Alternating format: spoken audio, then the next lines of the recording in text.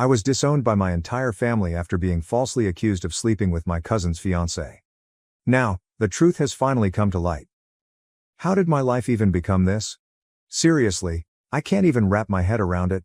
Family disowned me, friends turned their backs, and I'm even banned from my favorite pub. I swear, I didn't do anything to deserve this. Okay, let me start by reintroducing myself. I'm Alex, and this is the living hell story that started about 3 months ago. I was honored to be a groomsman for my cousin, Ethan, who was getting married to Chloe. Chloe had been one of my closest friends since we were toddlers playing in the sprinklers. The wedding day arrived, and I was busy directing guests to their seats. Everything was normal until Ethan stormed in, dragging a group of groomsmen and other people after him, all looking agitated. Ethan looked at me and growled, "Alex." Before I could even mumble a reply, bam! A punch landed square on my face, then, bam, bam. A combo of punches, you guys. He was yelling while hitting me, "How could you do this? I know everything." The groomsman jumped in, finally yanking him away from me. I was astonished, my mind whirling, and I couldn't understand anything. What's going on? What did I actually do? They hurriedly took me out of the room, leaving me with a lot of questions in my head. The next stop was the clinic. My lip was swollen, my nose was bleeding, and my left eye was going black and blue. The doctor patched me up and asked if I wanted to pursue charges, but all I wanted to know was why Ethan had freaked out. Dad texted, "Wedding is off. You have till the end of the day to get your belongings out of the residence." WTF, I hadn't lived with my parents in months, but I still kept some stuff there. This text was like an extra hit in the belly, and I hurried immediately to their house to get some explanations. When I entered the house, my parents and siblings stared at me as if I were a criminal. It was then that I realized I was being accused of sleeping with Chloe, Ethan's future wife. What? I was shocked. I disputed it immediately, but no one listened. My brother slammed a bag containing my belongings at my feet and kicked me out. "Get out. Don't ever return." I was absolutely disoriented, not knowing what was going on or where it was coming from. I attempted to contact Ethan for an explanation, but he had blocked my phone number. Calling anyone in the family resulted in being yelled at or getting hung up on. I finally decided to call Chloe. The initial call was a catastrophe. We were both yelling and blaming each other, but when we settled down, we recognized something was wrong. We were both caught in a trap, but we had no idea who set it or why. To avoid making matters worse, we agreed not to meet in person and instead texted and emailed to put things together. No matter how hard we tried, we kept hitting dead ends. Everyone believed we were having an affair, but when we asked for proof, they remained mute. When I finally spoke with Ethan, he asked for proof that I hadn't slept with Chloe. I was stunned. My family cut off contact, acquaintances turned their backs, and even my favorite coffee shops and pubs refused to serve me. It turned out that Ethan had connections all over the place and was not afraid to use them. After Ethan moved out of her apartment, her family abandoned her, and friends evaporated. To make matters worse, her co-workers were making her life terrible. I couldn't stand it any longer, so I told Chloe I was leaving this dead-end town. She agreed, and we decided it was better to go our separate ways and start over somewhere else. Throwback Thursday, 5 years later. It's been 5 years since I last had a proper conversation with my family. 5 years since my cousin Ethan's almost wedding. Back then, I was accused of sleeping with Chloe, his soon-to-be wife. Those accusations were completely fabricated, but who cared? Ethan punched me in front of everyone, the wedding was cancelled, and my entire family turned their back on me. At first, I tried to clear my name, begging them to believe me, but after a while, I realized it was pointless, so I left everything behind and moved away. Chloe went through the same thing. Her family also believed the lies and disowned her, so she, too, decided to start over, but in different states. The incessant accusations and gossip exhausted me, so I decided to break off all links with people from my old life, except for Chloe. She was the only one who fully understood what I had gone through. We kept in touch through social media and the occasional phone conversation, but that was it. For the past 3 years, I've been with Olivia, an amazing woman. I told her the whole story about Chloe and me, every painful detail. Surprisingly, even though they've never met, Olivia and Chloe get along great. They even share a love for the Hunger Games. Every other week, they hop on Zoom, sipping wine and snacking, chatting about books and life. It's amazing. Olivia and I have been invited to Chloe's wedding next month, which will be the first time I've seen her in 5 years. I have big plans of my own. I'm going to propose to Olivia, not at the wedding, nor even during that trip. I don't want to overshadow Chloe's big day, but the prospect of sharing my life with Olivia grows stronger by the day. So why am I telling you all of this? Because last week, something happened that shocked me to the core. A ghost from the past decided to re-emerge. Update. That day, Olivia was working from home. She does it frequently these days, when she doesn't want to deal with the terrible traffic. Her job is rather flexible. I'm not that fortunate. Olivia contacted me around lunchtime. She typically contacts me when I'm at work, so seeing her name appear on my phone in the middle of the day seemed suspicious. Her voice was unsteady as she told me what had happened. After going out for lunch at our favorite shawarma establishment, she returned home to find a letter posted to the door. "We need to talk, I'll be returning tonight." Although there was no signature, she believed it was for me because my name was on the door. Olivia was terrified by the note, so she locked all the doors and stayed inside all day. When she told me about it, I requested an early leave from work and rushed home. We stayed up late that night, waiting to see who left the note, and even though I didn't think it was necessary, I didn't say anything when Olivia grabbed a baseball bat and placed it next to the couch. She was clearly on edge, and I didn't want to make things worse. But no one came, and the night was silent. For the next 2 days, nothing happened. No strange notes, no unexpected visits, just an odd, disturbing silence.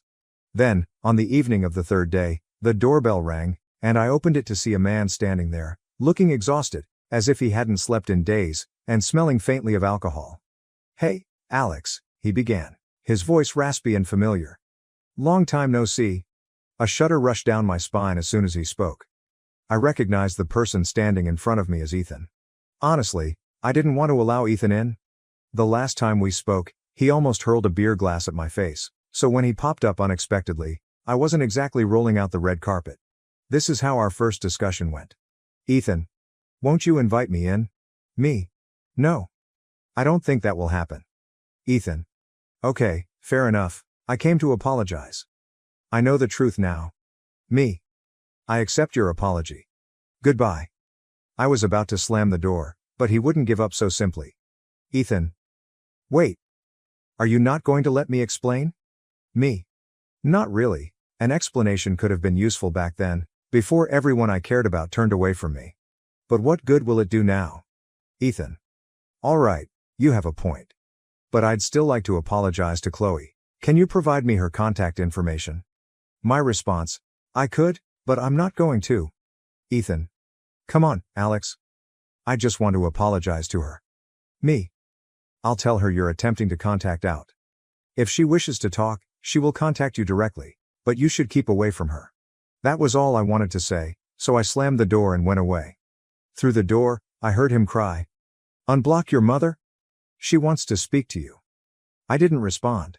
Instead, I went straight to the living room, where Olivia was waiting.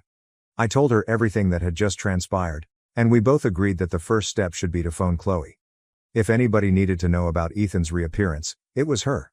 When I called, Chloe was astonished, and she made it obvious that she didn't want Ethan to receive her contact information, which I assured her I would never give him. It took me a few days to determine what to do about my mother. Finally, I cleared her phone number and texted her a simple message. "Heard you wanted to talk?" A few minutes later, my phone buzzed with an incoming call. I let it ring and texted back. "Text only, no calls." She replied quickly, "Mom. We know you spoke with Ethan. We want you to come home." Me. "I am at home. Mom. You understand what I mean. We'd like to apologize and welcome you back to the family." Me. "I accept your apology. I am staying here. Your mother. We just want to make things right." Me. "I will think about it. Goodbye." I realize it probably sounded callous, but when the people you care about throw you away like garbage, it changes you. Right now, I'm not ready to let my old life interfere with the life I've created here. Olivia, Chloe, her fiancé, and I are all on the same page about this. For the time being, nothing has changed. We've agreed to keep the past firmly in the past. We'll talk about it again after Chloe's wedding, but for now, remaining out of contact feels like the safest option. Wedding vibes, the truth is out. Chloe's wedding was amazing. A day full of joy and love that she absolutely deserved, after everything she's been through. After some long conversations, I decided to return to my hometown to meet with my family. It wasn't an easy decision, but I felt that I needed to close this chapter, one way or another. I requested that Chloe's parents and Ethan attend the wedding. I also noticed a familiar bridesmaid sitting alone, looking uneasy and withdrawn. I couldn't pinpoint why I thought she was significant until later when I arrived at the meeting. When I arrived at the meeting, my mother immediately tried to hug me, but I gently stopped her and kept a safe distance.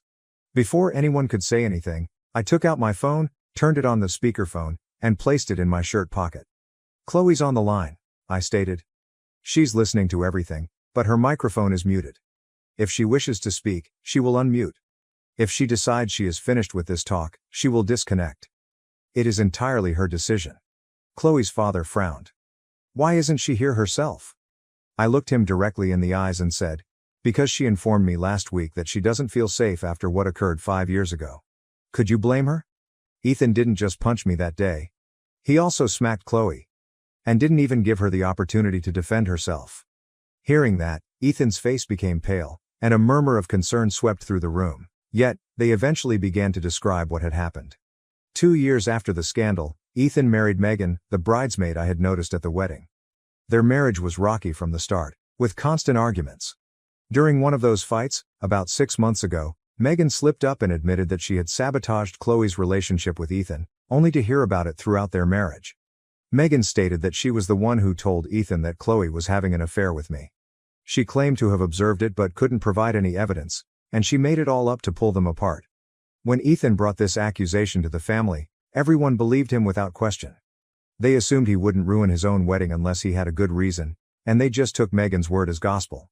They didn't stop to talk to me or Chloe, nor did they give us a chance to explain or defend ourselves. Now that the truth had been revealed, they wanted to apologize, make things right, and welcome us back into their lives. I sat there for a moment, contemplating what I just heard, before turning to Megan. "Let me get things straight. You wanted to be with Ethan so badly that you damaged Chloe's life to get her out of the way. You built your fleeting happiness on lies, on betraying those who trusted you. Was I just collateral damage? How does it feel to know that all you built was based on someone else's pain?" Next, I looked at Ethan. "We've grown up together, guy. Chloe, you and I felt like family even before we became one. But instead of approaching us, you simply believed her falsehoods and tore our lives apart. How could you do that?" Finally, I addressed Chloe's parents and my own. To both of you, I will pose the same question. You reared us. I believed you were aware of our identities. But when the initial complaint was leveled, you didn't even engage in a civil conversation. You did not believe we were worth the opportunity to defend ourselves. You basically assumed the worst and brushed us aside. How could you do it? Nobody said anything. They just sat there in silence. Following a lengthy pause, I continued. I know where I stand with all of you now. You made it apparent 5 years ago that you did not believe I was worth it. No phone call, no talk. You showed me my spot, but it isn't here. I cannot speak for Chloe. She will make her own decision on what happens next. If she accepts your apologies, she will contact you. But do not hold your breath. As for me, I'm finished. I'm returning to my true house, which I created after you all abandoned me. And, while I'm relieved to finally know what occurred, all of this could have been avoided if anyone here had exercised common sense 5 years ago. Maybe this will still feel like home. I walked out, blocked their phones again, and contacted Chloe to make sure she hadn't missed anything crucial. We both decided that this was the end of the line, and we'd keep out of communication with everyone involved. The next morning, as I drove out of town, I had a sense of closure. This would be the last time I ever came back here. My future was waiting for me back home, with Olivia. I already had the ring, and it was finally time to ask her to marry me. Engagement goals. A new beginning.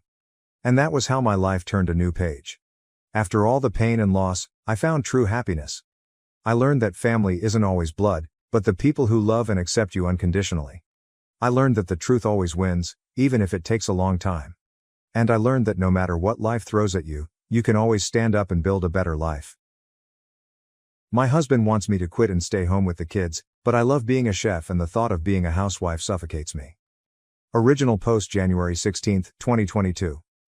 For anonymity I can't go into details, but my husband, 34M, has developed something in IT that's well known and it made him rich. I, 38F, am a chef and I make probably 1/100th of what he does. It doesn't matter for me, however, because I love my job. We have a great life together. We had our first child, a baby girl, 3 years ago, and our twin boys are 9 months old. I have a few months left of my maternity leave, and with the country closing up again because of the new Omicron variant, I started getting worried that my workplace won't take me back. I voiced my worries to my husband a couple of days ago and he just shrugged and said it's not like we needed the money. I was confused and told him that I knew that. It wasn't about the money. He just shrugged. I was a bit annoyed because I thought he didn't think it was a big deal that I was out of work. Yesterday, I was still thinking about it, so I decided to talk to him again. He was confused and told me that I should instead be happy that I could spend more time with my babies. And he asked me why I insisted on working when we have 3 small children and he made enough money for both of us. He didn't like me working 4 to 5 evenings a week, including 1 to 2 weekends a month. I told him that I love my job and that I'm good at it. I have been doing it for almost 20 years now, and the thought of not doing anything for the rest of my life is suffocating. He was visibly upset by then, and he accused me of loving my job more than my babies and him. I could always cook at home for the family, and if I was worried I would lose my independence, he could transfer the same amount I earned from my job to my private account monthly. I started crying and he kissed and hugged me and told me that he loved me, but he has been thinking of this since our girl was born, and he didn't like me coming home late at night. So I needed to choose between my job or being a family. I was startled. Did he mean it as an ultimatum? He did. He actually wants me to be a housewife or we go our separate ways. I went to my mom's place first thing this morning. She listened to me talking and crying, but when I finished she wasn't indignant on my behalf, like I expected. She was silent for a while and then she asked me to think carefully about my next move. If we get divorced, I need to think about my babies. I will never be able to give them the life their dad is giving them, and I might lose them because of it. Is it worth it to change their lives so drastically and have them live in 2 separate houses? All that for a job. I have worked my whole adult life and I just could see this as an early retirement. Many dreamed of this. Why couldn't I enjoy it? I wasn't expecting my mom to say these things. She's always been this strong, independent woman who raised us to be independent and taught me to never rely 100% on anyone other than myself. Hearing her say all that made me question my feelings. Before I met her, I was totally sure I was right being hurt and angry, but now I think maybe I'm overreacting and that my husband's request wasn't that unreasonable. But if that's the case, why do I feel like my heart is swollen in my throat? Why does it feel like he made this ultimatum because he knew he has power and he's using it? Throw any suggestion or advice my way and please be honest. Not rude, honest, because I feel I'm wronged here and I'm having a hard time thinking from my husband's perspective. Update January 27, 2022. So I have posted here about 2 weeks ago about my husband not wanting me to go back to work after maternity leave. I got a lot of real good advice. I just want to clarify some things about my post that many seem to have misinterpreted. I'm sorry my language wasn't very clear. I don't work 4 to 5 days plus weekends. I work 35 to 45 hours a week in total, and sometimes it's during the weekend. Staying at home mom isn't normal in my country. Daycare is free and we don't have a nanny. I'm saying this because I want you to understand why I was taken aback about this whole situation. I'm not trying to be disrespectful to stay-at-home moms. He can't get sole custody just because of his wealth. Or because of my work hours. It doesn't work like this here, thank God. But I'm thankful for those who expressed worry about that, because I know this is the sad reality in other parts of the world. So to the update, I have had long talks with my husband about all of what happened, trying to understand his point of view. I have told him that I can't see myself as a housewife, ever, but that I am willing to start looking for jobs with better hours, or that I can finally start my own restaurant. I could start searching for a location in office buildings and start a lunch spot, so then I don't need to work evenings and weekends. He didn't seem happy at all with that suggestion. He asked me why I'm so insistent on going back to work. He said these last months have been the happiest of his life, coming home from work every day to his family, and that he thought I am happy too. I am. I love being with my babies all day, but just because I'm enjoying my maternity leave, it doesn't mean I don't want to go back to work. In fact, I'm enjoying every minute now because I know it's not permanent. We had a row. He said he's always felt that I'm scared of him making much more money and that I'm scared of being dependent on him, so if I'm insisting on working because I don't want to be dependent, he could pay me 10 times what I earn to stay home. I started crying and told him I'm not going to be a housewife and I don't accept ultimatums, so he should do what he feels fit. He said he's tired of going around feeling that his wife is intimidated by his success. He's doing this for both of us. I have to admit that I'm sometimes scared of him having more power than me. He said it's all in my head, but really, would he ever dare to ask me to quit my job if he didn't feel he had the power to do it?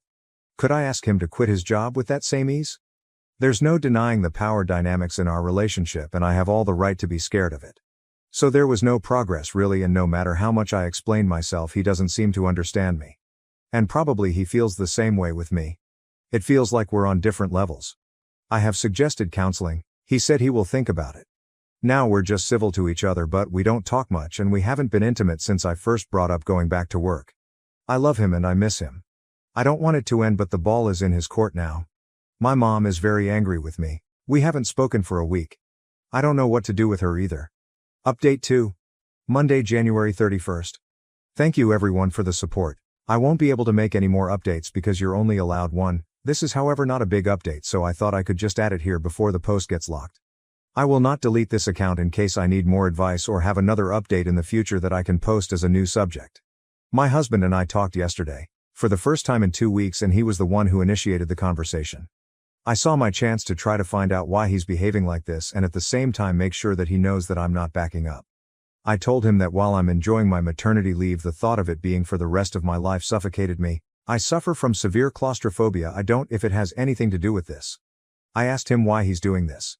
He knew my job was important to me, so why was he making this impossible request when he knew it would mean the end of us? If you are having second thoughts about our marriage and want an out, please just tell me the truth. He became very upset and accused me of trying to gaslight him. He said his reasons are legit. There's nothing wrong with wanting his wife to be there for her family, and the children won't stop needing me just because they went to school. I started crying. Sorry, I'm a crybaby. And I told him if this is over he should know it's all on him. He started yelling. No, it was because I'm too stubborn and too self-involved to actually take a second and think about his wishes. I wanted to leave because I couldn't be with him anymore, but he said that it would be more convenient if he did. He's moved to our city apartment. I feel lost and hurt. I love him so much, but I don't think continuing this relationship is healthy for either of us. My heart is breaking for my children. I don't know what to do. For now I will just sit tight and wait for him to send me the divorce papers. Thank you again for the help and advice. It helped a lot. P.S. Mom was here yesterday. We talked a lot and she's finally getting on my side. I knew that when it came to it, she will be on my side, and I'm so grateful. We're separating February 10th, 2022. Thank you everyone for the support. My husband and I are separating. This is what he wants. As I suspected, this was more than just me going back to work. He's been feeling resentment towards a lot of things about me, many of them I can't change and the rest I don't want to change. It's not his or my fault. We're just not compatible with each other anymore. I still have 14 months with my babies. Afterwards all children are big enough for shared custody. I'm staying in the big house for now, but after divorce I'm going to move back to the city. I have been talking to my boss about my job. She will help me find a schedule around having the children, so maybe I will work lunch hours the weeks I have them. My ambition is still to open my own, but maybe a bit further in the future. I still love him. I thought we were inseparable, but when he started resenting the very same things he loved about me, I knew this was hopeless. It sucks big time and hurts like hell, but here we are. Am I the asshole for being upset that my new friend group thinks I'm anorexic and is planning an intervention, even though I have celiac disease? Original post. A little background. My parents divorced when I was very young. My mom got me for most of the year and my dad got me for the summer. I hated going to my dad's house. Partially because he was very stubborn and rude and always had to do things his way, but also because every time I went to my dad's house I got violently sick. Nausea, rashes, pain, muscle cramps, and then when I got older, I'd start missing my periods. TMI? I went to a doctor, but he said it was a psychosomatic problem related to stress and directed me to see a therapist. My dad didn't let me see a therapist because he thought it was total crap. My mom took me to one a few times, but by then my symptoms had cleared up, so we couldn't tell if it helped at all. One thing that really pissed me off was that my dad ate a lot of junk food and drank soda instead of water, and he mocked me mercilessly if I tried to eat healthy. I think it reminded him of my mom, because she's always been a bit of a health nut. I would sneak carrots into the house, and if he found them he'd throw them out. At my mom's house, I'd eat vegetables and organic chicken. Sometimes food would make me feel sick, but I'd just stop eating that food and it was fine. I got into the habit of turning down any food offered to me because I didn't know if it was safe. I just explained it away as being a picky eater. And then, when I was 16, a new girl moved to my school. I became friends with her, and after a couple months I noticed that she avoided all the same foods as me. I mentioned it in passing like, "Hey, isn't that weird?" And she got concerned and told me that she had celiac disease and I should get myself checked. I got checked and sure enough, I had it. Everything suddenly made sense. I was so excited to finally understand what was wrong that I told everybody I knew. I told all of the people who I thought were my friends. And they didn't really react well. They acted fine at first, but I noticed that they were all doing the slow fade on me. I confronted my closest friend about it and she said that they all thought I was faking it for attention. They'd only heard about gluten-free diets as a stupid fad. I broke down crying and told her all about how horrible I felt when I had to go to my dad's house and how I couldn't believe that she didn't believe me, and she was horrified. She turned around and became my biggest supporter. She talked to the others, but they still thought I was full of shit and feeding her lies, so we decided it was best to break it off with them. My birthday is in August, so I had 2 more summers with my dad left to go through after I found out. He took the revelation about my disease even worse than my ex-friends. He would scream that I thought I was better than him and I was making up medical problems because I wanted to be special and that he wouldn't put up with that shit. I offered to take him with me to the doctor, but he said that doctors are scam artists and he didn't believe anything they said. It was horrible. It got to the point where he started sabotaging my food and cursing at me when I got sick. So I've gotten pretty wary about telling people about the disease. Between my personal experiences and hearing people make fun of gluten-free food on TV and the internet, I've decided I'm not comfortable with telling new people. I know that's cowardly, but I'm so afraid of what people will think of me. This is my last summer with my dad, and it's the last summer with my dad. He can rot in hell for all I care. He treats me like shit. I've only got to tough it out for another few weeks. That's not my problem. I can already hear your advice about leaving my dad's house or calling CPS, and respectfully, I've made my decision that it's easier just to stay for the next 3 weeks and then leave forever. Please don't focus on that part. This is the problem I need help with. My best friend and I have made a new group of friends. They're great people, really fun. We play role-playing games every weekend. We've been hanging out since May. There's 10 or 11 of them depending on whether you count this guy who doesn't regularly attend games. My best friend approached me yesterday and told me that the rest of the group has been talking behind my back. They've put together the fact that I constantly turn down food and that I'm very picky about what I eat and that I've been getting thinner and acting sick, because I've been living with my dad, and come to the conclusion that I have anorexia. They're planning on staging an intervention for me next weekend. Guys, I don't know what to do. This is such an awkward situation. I know I should tell them, but I'm so scared they're going to reject me. They've already got this idea in their heads about what's wrong. At this point I'm afraid they'll think I'm just making excuses. And I've been burned before. I lost a ton of friends by telling them about my disease. Yeah, they were dicks, but it fucking hurt. How do I do this? How do I explain it so they'll believe me? I can't handle any more people calling me a liar. I'll have a mental breakdown. This disease has ruined my life in so many ways. I just wanted to have this one part of my life separate from that. Please Reddit, give me advice. TLDR. I can't eat gluten. That means I have to turn down food a lot and I'm in a situation where it's forced on me, so I'm sick and losing weight. The last friends I told accused me of lying and broke it off with me, so I haven't told my new friends. They got the wrong idea and now think I'm anorexic. They're going to hold an intervention next weekend and I have no idea what to say. Update. Hey guys, thanks for all your help. The intervention was yesterday and I figured you guys would want to know how everything went. TLDR, it went well. A few hours before game started, one of my friends, let's call him Zach, texted me asking to come to his house. He hosts the games, early because he wanted to discuss gaming terms that will be nonsense to most of you. I figured this was probably the intervention and texted my best friend. I think there was some confusion in the last post. This is the friend who was with my other friend group who I poured my heart out to, then she followed me to the new group. Let's call her Laura. To ask if she'd been invited to. She hadn't, so I asked her to come with me. Before I went to his house, I did something a little cheeky inspired by one of the comments on the last post. Thanks you, I'd have to charge. I went and picked up some gluten-free Chinese food from a place I frequent. They have this amazing vegetable fried rice that I've fallen in love with. They're really careful about cross-contamination. I've been eating there for years and never gotten sick. I brought the food with me to Zach's house, along with Laura and my notebooks and dice for role-playing. Zach seemed really taken aback that Laura was there. I asked him if he had a problem with it, because if we were going to talk about complicated gaming things, then she should be part of the conversation because of qualifications. I'm really sorry, I'm trying not to drop a crapton of gaming jargon on y'all. He awkwardly said that it was fine. Then I said something like, is it alright if I eat something while we do this? I missed lunch and I'm really hungry. And pulled out the Chinese food. He said it was fine but seemed kind of alarmed, like I was freaking him out. I started eating and he started his pitch. You help celiac. I didn't actually call you here to talk about game crap. Me and some of the others have noticed some things recently that we're concerned about and they elected me to talk to you about it. I said, okay. He listed off a bunch of things that I've been doing that made them worry about me. The way they never saw me eat anything, that I always seemed sick and was getting thinner, the fact that I always seemed uncomfortable and nervous when the topic of food came up, that I turned down everything offered to me, and then he finally dropped the bombshell. You help celiac. Michael's older sister is anorexic, and she acts a lot like you do. We think you might be anorexic. I swallowed my food and tried not to look nervous. I'm not, I told him. He started talking about how nobody thinks they're anorexic, but there's clearly something going on with me, and he started just rambling, so I cut him off. I do have a problem. It's not anorexia. Can I talk? He reluctantly agreed. I think he was afraid I was going to say that I was too fat and my problem was that I needed to lose weight or something. Like, he really got committed to the idea that I was anorexic.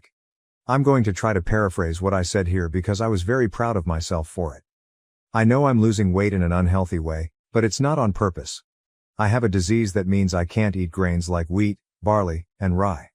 When I do, I get very sick and my body starts ripping up my stomach and I can't digest much of anything, even things that don't have those grains in them. It's not just an allergy, it does serious long-term damage to me. If I ate a piece of bread, I would break out in rashes, I'd start throwing up and I might get stuff that seems unrelated like horrible muscle cramps. When I turn down food, it's because you guys offer me stuff like Doritos and PB&Js. If I ate that stuff, it would make me violently ill. I turn it down to keep from making my health problems even worse. And the reason my symptoms have been popping up and I've been getting sick and losing weight is that right now I'm living in a family situation where I'm forced to eat the foods that my body reacts badly to. When I first met you guys, I was living with my mom, and she accommodated me really well. But right now I'm living with my dad, and he sabotages my food because he thinks I'm making my disease up and that my doctor is a fraud. Zach took out actual note cards and looked through them. He literally had a script for the intervention. That's what I get for hanging out with the kind of dramatic people who play tabletop RPGs, I guess. He was quiet for a really long time. Then he had a few questions. But then why do you turn down like Coke? Because Coke is nasty, but I didn't want to complain and make you guys buy root beer just for me. 2. Why didn't you just tell us this stuff? Laura took this one and explained what happened with our last friend group. 3. Okay, so what would I probably have in the house right now that you'd be willing to eat in front of me? I wanted to facepalm at this one. I asked if he was serious. He was. I don't know. Have you got celery? He shook his head. Yogurt? Nope. An apple? Nope. Seriously? He nodded. Have you got some freaking popcorn? Like air-popped popcorn? That he did have. So I ate some popcorn in front of him, and he finally seemed to accept what I was saying. He awkwardly changed the subject to gaming things, and we talked about that until the rest of the group started to show up. When Michael got there, Zach took him aside and started talking to him in a way that I guess they thought was subtle. They kept looking over at me and they weren't keeping their voices down very well. Michael asked if I seemed defensive and Zach shrugged and said not really. I pointedly ate popcorn for the rest of the game. Michael texted me after the game and apologized for assuming that I was anorexic and asked what snacks they could put out for me. I actually cried a little bit. I was worried about getting kicked out, but they immediately moved to accommodate me. They're nice people. I gifted my stepdaughter a house, but she uninvited me from her wedding. Now I'm taking back everything I gave. I, 62M, am dealing with a challenging situation with my stepdaughter. I have been married to her mother, Sarah, for 15 years. My first wife, Emily, died of cancer when I was 45. Emily and I were high school sweethearts who married for 25 beautiful years. We never had children because of Emily's health problems. After Emily died, I was devastated and devoted myself to my career as a real estate developer. 3 years later, Sarah and I met at a charity event. She was energetic, friendly, and had a 10-year-old daughter named Lily. We hit it off right away and I felt pulled to both of them. Sarah had been suffering as a single mom. Tom, Lily's biological father, left her when she was 2 years old. He'd come and go in their lives, but he never offered genuine support. I saw an opportunity to rediscover love and be the father figure Lily needed. Lily and I developed a close relationship over time. I assisted her with her homework, went to her school functions, and was present for every milestone. I paid for her college education so she may have every option in life. Lily is now 25, and she is engaged to a nice young man named Mike. To show my support and affection, I decided to give them a house as a pre-wedding gift. It's a lovely home in a pleasant area, ideal for beginning their new life. However, when the wedding invitations arrived, I was astonished and extremely disappointed to learn that I was not invited. At first I assumed it was a mistake. Surely, after all these years, Lily would not remove me from her special day. I am at a loss. I've always treated Lily like my own daughter, and I assumed she saw me as a parent. Now I'm wondering if I should take back the house I gave them. It's not about the money. I'm lucky that finances aren't an issue. It is the underlying principle. I feel misled and underappreciated. Am I overreacting? Should I confront Lily about this, or simply accept her decision and move on, even if it means returning my gift? I recall when I first met Lily. She was timid and apprehensive, hiding between Sarah's legs. But she eventually opened up to me. I remember teaching her how to ride a bike and seeing the satisfaction in her eyes when she eventually balanced without training wheels. I was there on her first day of high school, reassuring her when she was concerned about fitting in. When she suffered her first heartbreak at 16, I was the one who sat with her, offering ice cream and a listening ear. We had our own traditions too. Every Sunday, we had a family game night. Lily insisted on playing the banker in Monopoly, and we would giggle at how serious she took her position. On her 18th birthday, I surprised her with a car, not fancy, but dependable. The sight of utter excitement on her face when I handed her the keys is something I'll always remember. When Lily was accepted to college, we celebrated as a family. I recall her hugging me firmly and whispering "Thank you, Dad" into my ear. It was the first time she'd called me Dad, and it meant everything to me. All of these recollections make the current situation even more agonizing. How could she forget what we'd been through together? The thought of not being there on her wedding day, not leading her down the aisle, not having that father-daughter dance is painful. I have always thought that family is more than just blood. It's about love, support, and sticking with each other through thick and thin. I assumed Lily felt the same way. Now I'm doubting everything. Part of me wants to face her immediately and demand an explanation. But another part of me is scared of what I may hear. What if she claims she never truly saw me as a father? What if this is her way of letting me know I'm not family? I chatted to Sarah about it, but she appears hesitant to get engaged. She thinks I should talk to Lily directly, but how can I when she doesn't even answer my phone? The house I gave them was meant to represent my love and support for their new life together. Now it serves as a sad reminder of my exclusion from that existence. Taking it back feels petty, yet leaving it implies that I accept her decision to cut me off. I never imagined I would be in this position. When I married Sarah and became a part of Lily's life, I made a full commitment to becoming a father figure. For 15 years, I have loved her as if she were my own. It's crushing to watch something so readily discarded. Is it wrong for me to decide to take back the house? Is it inappropriate to seek recognition for the part I've played in her life? Should I just let her have her wedding, even if it means I won't be there? I'm torn and could need some outside perspective. Update 1. It has been a week since my last post, and I would like to provide an update on the situation. Thank you for your guidance and support. It's been a difficult period, and your feedback has been invaluable. After much thought, I decided to address Lily about her choice to exclude me from the wedding. However, this turned out to be more challenging than I expected. Lily appeared to be avoiding me. She did not return my calls or react to my texts. It was as if she had unexpectedly become a stranger. Frustrated and hurt, I looked to my wife Sarah for answers. What she said left me stunned. Apparently, Lily wishes to invite her biological father, Tom, to the wedding. The same man who abandoned her and Sarah when she was a kid. Sarah revealed that Lily had been in contact with Tom for approximately a year. He unexpectedly reappeared in her life, claiming to have changed and wanted to make amends. According to Sarah, Tom indicated a wish to be a part of Lily's life again and to lead her down the aisle on her wedding day. I was stunned. For years, Tom had been nothing but a disappointment for Lily. I remember the nights I spent comforting her after he broke yet another promise to visit. I was present for her first heartbreak, her high school graduation, and her college acceptance, all of the events Tom decided to miss. Tom's record as a father is far from impressive. He never paid child support, rarely showed up on birthdays or holidays, and appeared to be more concerned with his own life than with being a parent. I can't help but wonder what's behind his abrupt change of heart. The discovery that Lily had been in covert communication with Tom for a year stung almost as much as being denied entry to the wedding. I assumed Lily and I had a tight relationship, one in which she could come to me with anything. Finding out she had been keeping this from me for so long seemed like a betrayal. I'm attempting to grasp Lily's point of view. I understand how great the need to have a relationship with one's biological parent might be, but after everything we've gone through together, and all the love and support I've given her, how can she just abandon me? I recall one particular instance when Lily was 14. Tom agreed to take her to a father-daughter dance at her school. Lily was so excited that she spent weeks looking for the ideal dress. Tom did not show up for the dance, and there was no call or explanation. I found Lily crying in her room, still dressed. Without hesitation, I dressed on a suit and we headed to the dance together. We had a great time, and Lily appeared to forget about Tom's absence. That night, when I tucked her into bed, she hugged me and exclaimed, "You're the best dad ever." How could she forget things like this? There was also a moment when Lily required braces. Tom had pledged to pay for them, but when the time arrived, he could not be found. I stepped in without hesitation to ensure Lily received the necessary dental care. For 2 years, I drove her to every orthodontist visit, bought her ice cream after particularly difficult adjustments, and celebrated with her when the braces were finally removed. These recollections exacerbate the misery of the current circumstance.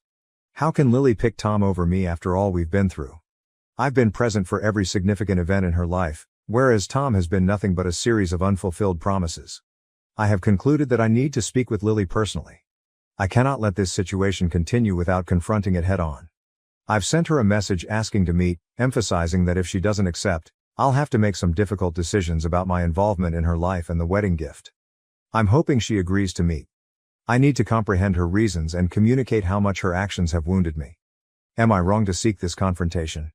Should I just let her have her wedding, even if it means I won't be there? As I await Lily's reaction, I find myself reflecting on our connection.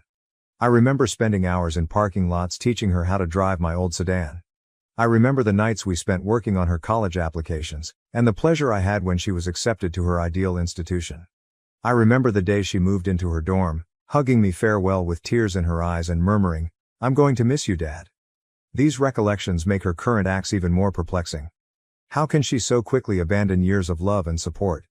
Is the pull of biology truly so powerful, or have I unintentionally failed her as a father figure? I'm also dealing with my feelings for Tom.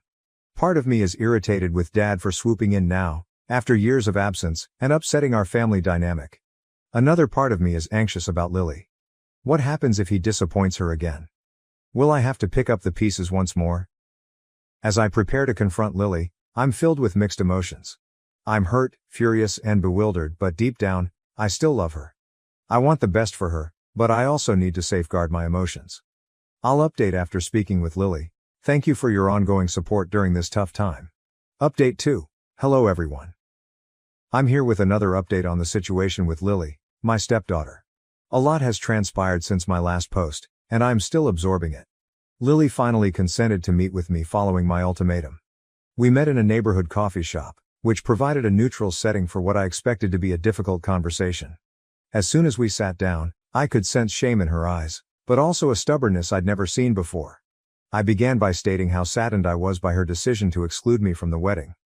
I reminded her of the years we'd spent together, and how I'd been there for her when Tom wasn't. I informed her, "Lily, I have been there for you since you were 10 years old. I assisted you with your homework, taught you how to drive, and supported you throughout college.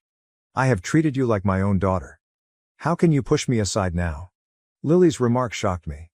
She said, "I know you've done a lot for me, and I appreciate it, but Tom is my true father. He wants to make things right and I want to give him the opportunity." I couldn't believe what I heard. I questioned her. What about all the times he failed you? What about all those birthdays he missed? What about the child support that he never paid? Does none of this matter? She responded, "People may change. He is different today. He wants to be a part of my life." I could feel my anger mounting. I told her that it was I who had sponsored her education and been present at all of her life's major moments. And now that she was capable and established in her life, she wanted to ask the man who had abandoned her to lead her down the aisle. Lily then dropped another shocker. She explained, "Tom has agreed to contribute to the wedding expenditures. He wants to take responsibility." That was the final straw for me. I told her, "Fine, if Tom wants to be your father now, let him accept all of the obligations that come with it. I will not be paying for anything related to this wedding, and the house I gifted you should also be considered off the table." Lily's face fell. I could tell she had not expected this reaction. She attempted to backtrack, claiming she still wanted me in her life, just not at the wedding. But for me, the damage had already been done. I stepped up to depart, but first I told her, "Lily, I have always considered you my daughter. I believed you felt the same way about me as your father. I suppose I was incorrect. I hope Tom meets your expectations this time. With that, I departed the coffee shop. The drive home was a haze. When I returned home, I informed Sarah what had transpired. She was unhappy, but she acknowledged Lily's wish to have her biological father in her life. She did, however, agree that Lily's actions were both painful and unfair. I've subsequently called my lawyer to begin the process of reclaiming the house. It is not about the money, but about the principle. I can't in good conscience give such a valuable thing to someone who doesn't consider me family. As I ponder on our talk, I realize how much Lily has changed. The stubborn young woman in the coffee shop appeared so unlike the tiny child who would run to me for comfort after a nightmare, or the adolescent who proudly showed me her first A+ on a difficult math test. I recall the day Lily graduated from high school. As she came across the stage to receive her graduation, she smiled broadly and gave me a thumbs up. Later, at her graduation party, she hugged me firmly and said, "I couldn't have done this without you, Dad." Where is Lily now? I can't help but think about how many times Tom has let Lily down in the past. He had offered to take her camping for her 13th birthday, but then canceled at the last minute. I ended up bringing her instead, showing her how to pitch a tent and cook marshmallows over a campfire. Or the time he promised to help her move into her college dorm but didn't show up. I was there, hauling boxes and helping her paint her new room. Now Tom swoops in with promises of transformation and financial assistance, and he's suddenly the father she wants by her side. It feels like a slap in the face after years of supporting her through thick and thin. Part of me worries if I'm being overly harsh. Should I be more accepting of Lily's wish to establish a relationship with her biological father? But then I remember the pain in Sarah's eyes when Tom abandoned them years ago, and how hard we've fought to create a loving family. Lily seemed to be throwing everything out on a whim. I understand that some people may think I'm being petty or overreacting by taking back the house and withholding financial support for the wedding, but from my standpoint, Lily has made her decision. Despite our shared history, she chose Tom over me. It hurts, but I must protect myself emotionally and financially. Should I have been more accepting of Lily's desire to reconcile with her biological father? I'm still conflicted, but I believe I need to stand my stance. I will provide an update if there are any notable developments. Thank you for your support and wisdom during this tough time. Update 3. Hello everyone, it's been 6 months since my last update, and I'd like to discuss what has transpired since then. A lot has changed, and I'm still coming to terms with it. Following the altercation with Lily, I followed through on my plan to take back the house and withdraw my financial assistance for the wedding. It was a hard time. Sarah was caught between supporting her daughter and recognizing my pain. Our relationship deteriorated and Sarah eventually decided to leave temporarily to be with Lily during the wedding preparations. The wedding proceeded as scheduled, with Tom leading Lily down the aisle. I wasn't there, of course, but I heard about it through common friends. They described the ceremony as beautiful, but there was a palpable sense of anxiety. For a long, I didn't hear from Lily or Sarah. I immersed myself into my work, hoping to distract myself from the grief of losing my family. I will not lie, it was a lonely and tough period. Then about a week ago Sarah called me. Her voice was shaky and I knew she had been sobbing. She admitted, "We made a tremendous error. We're very sorry." Sarah went on to relate what transpired following the wedding. Tom had stayed for almost a month, playing the doting father. He did provide some money to the wedding expenditures, as promised, but as the bills piled up and the reality of continued financial responsibility dawned on him, Tom began to remove himself. Tom vanished within 2 months after the wedding, like he had done years before.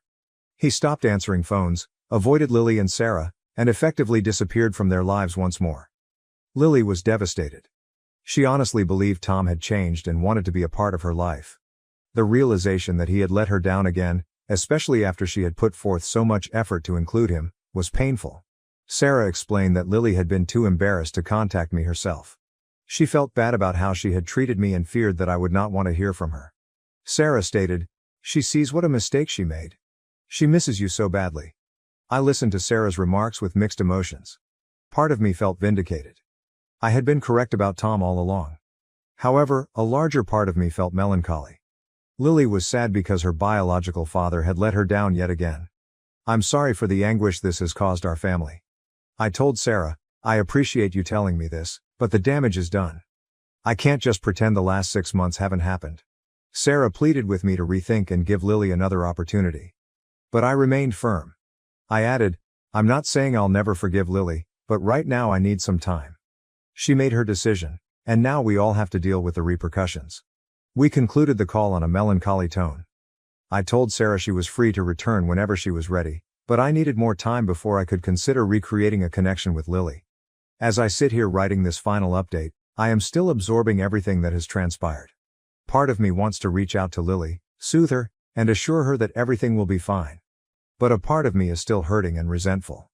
I know some of you believe I'm being too harsh, that I should forgive and forget, but trust is a fragile thing that, once destroyed, is difficult to recover. I need time to heal, to choose whether and how I can move ahead from this. For now, I'm concentrating on myself.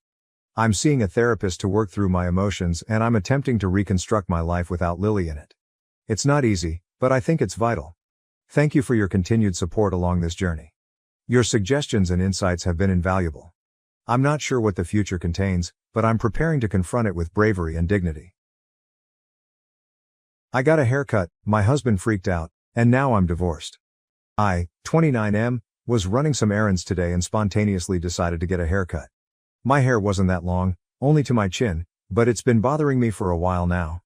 It's not a drastic difference, just a little shorter and a more conveniently masculine style. I didn't even think about telling my husband, 41M, before doing it. When I got home and he saw my new haircut, he immediately got pissed. I asked him if he liked it and he said he didn't. He asked what I'd been thinking about cutting off my hair without talking to him first. I honestly didn't think it'd be such a big deal because it's just hair and it'll grow back eventually. But when I told him that, he completely freaked out and said if I didn't care about it, I should just cut all of it off. I'm now locked in the bathroom until I shave my head. I'm honestly in a bit of a shock because I didn't expect this to escalate this way. I don't want to shave my head, but I also don't want to stay in the bathroom forever.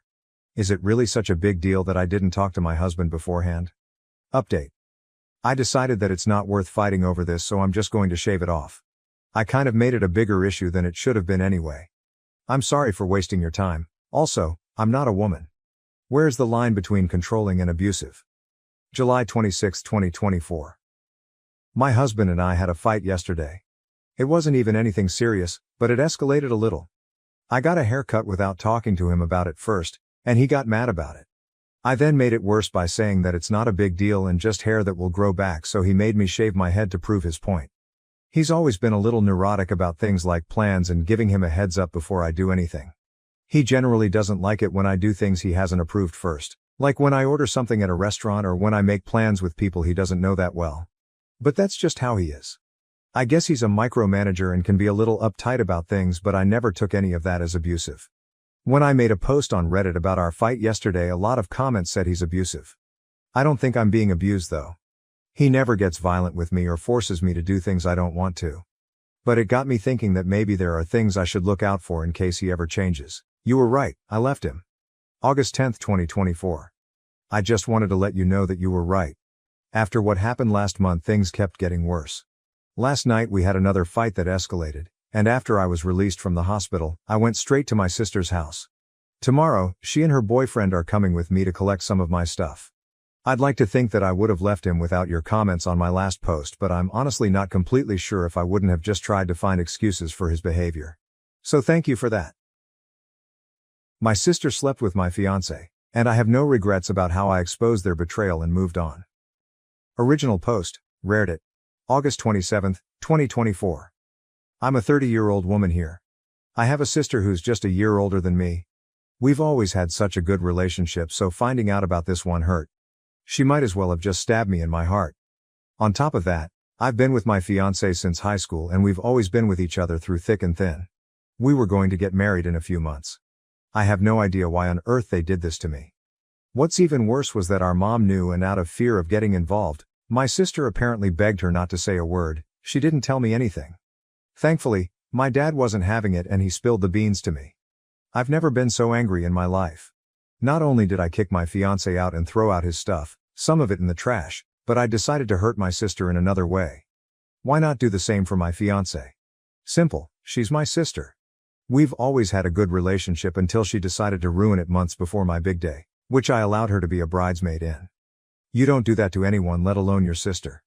Your blood. My sister's big on gardening. So when she lost her dog, she made a garden for him.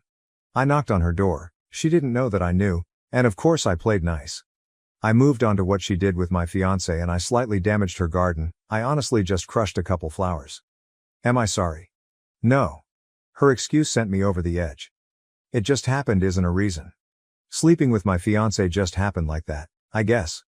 I told her I didn't want her speaking to me anymore and that I also didn't want our mom to speak to me.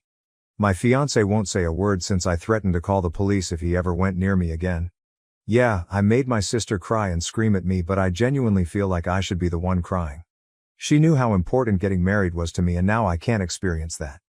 Pair that with the fact that I had to hear this from my dad, not my bum excuse of a sister or fiancé. Hell, even my own mother didn't say a word to me. It's like she lets my sister run her. Fuck you, Tia. Fuck you, Logan. If they ever see this, I'd be absolutely delighted. Edit. Since many people keep bringing this up, I'm upset that I lost the relationship I've always put 100% into. I was excited to get married, of course, but then this news came out. It really hurt me. I didn't want to believe it at first. I almost thought my dad was pulling my leg. Later turned out to be true. I swear I have trust issues now. Edit #2. Thanks again for all the suggestions, y'all. It's helping me feel more confident in exposing them. I'm just a bundle of nerves right now because I know shit's gonna hit the fan again. When I do so, I'll try my best to come with an update. I mean, it's the least y'all deserve, haha.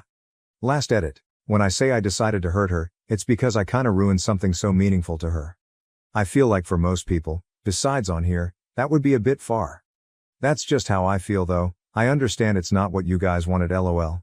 Clearly worked a bit though since she thought I was so damn psychotic for that. Like I said, I don't feel sorry about hurting her that way. Edited for the 1000th time because people still can't fucking read even when words are bolded. Forgive my terrible mood, I definitely plan on exposing them sometime today. Relevant comments. Commenter. Expose them to everyone and ruin them. OOP. I've actually debated on doing this after I got done dealing with my sister, but if anything, I can unblock her just to show her what other people in the world think about her trashy ass. Haha. Seriously though, I still can't believe she did me like this. Commenter. Expose them. They will try and spin it differently and make you look like the bad guy. Tell all his family, your extended family and mutual friends. Tell them that you have cut all contact with them and you wish not to be around them ever again. OOP. So far, his sister was the only one who reached out to me about this. She was in hysterics. Asking me WTF happened. She fully supports me in this. Unsure about the rest of the family, but as of now, the only person I can even trust is my father. Probably her too. Commenter. This is horrible. When did this happen? I can't believe your mother. OP. I actually found out over the previous weekend. Under another comment, I wrote how my dad explained it to me. Supposedly my sister decided to tell my mom. She obviously asked her to keep her lips closed about it. My mom apparently told my dad over the weekend, not right away, and then he told me. The thing is, I have no idea when the hell they even had sex. That wasn't made known to me or my parents, it seems. My sister would have kept this secret for God knows how long until she finally decided to come clean to my mother. For all we know, they could have done it months ago. Maybe even several times. My fiancé denied even sleeping with her more than once, but I'm finding it hard to believe him.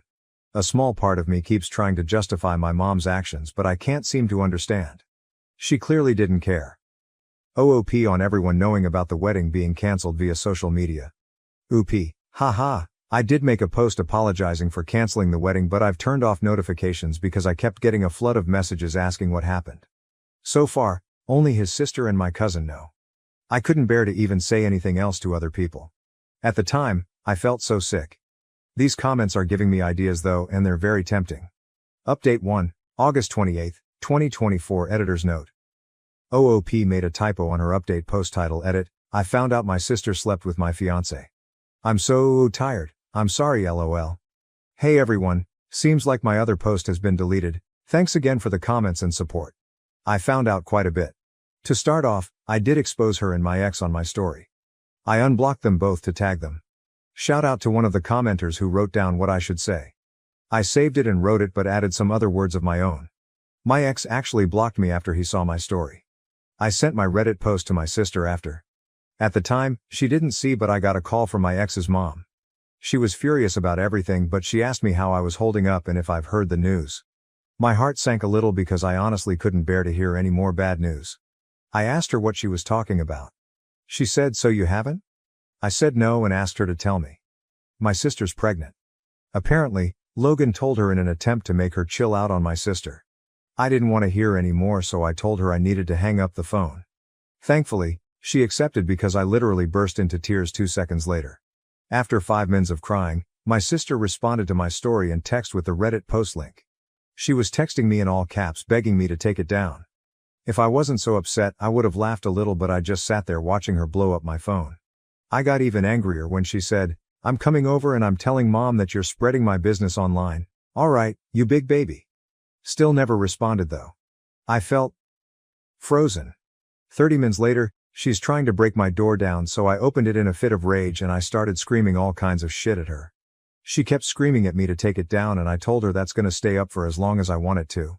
She kept telling me she didn't deserve online hate, and she even tried telling me that she's always been there for me through everything and that she would have forgiven me if it was the other way around. That's when I punched her.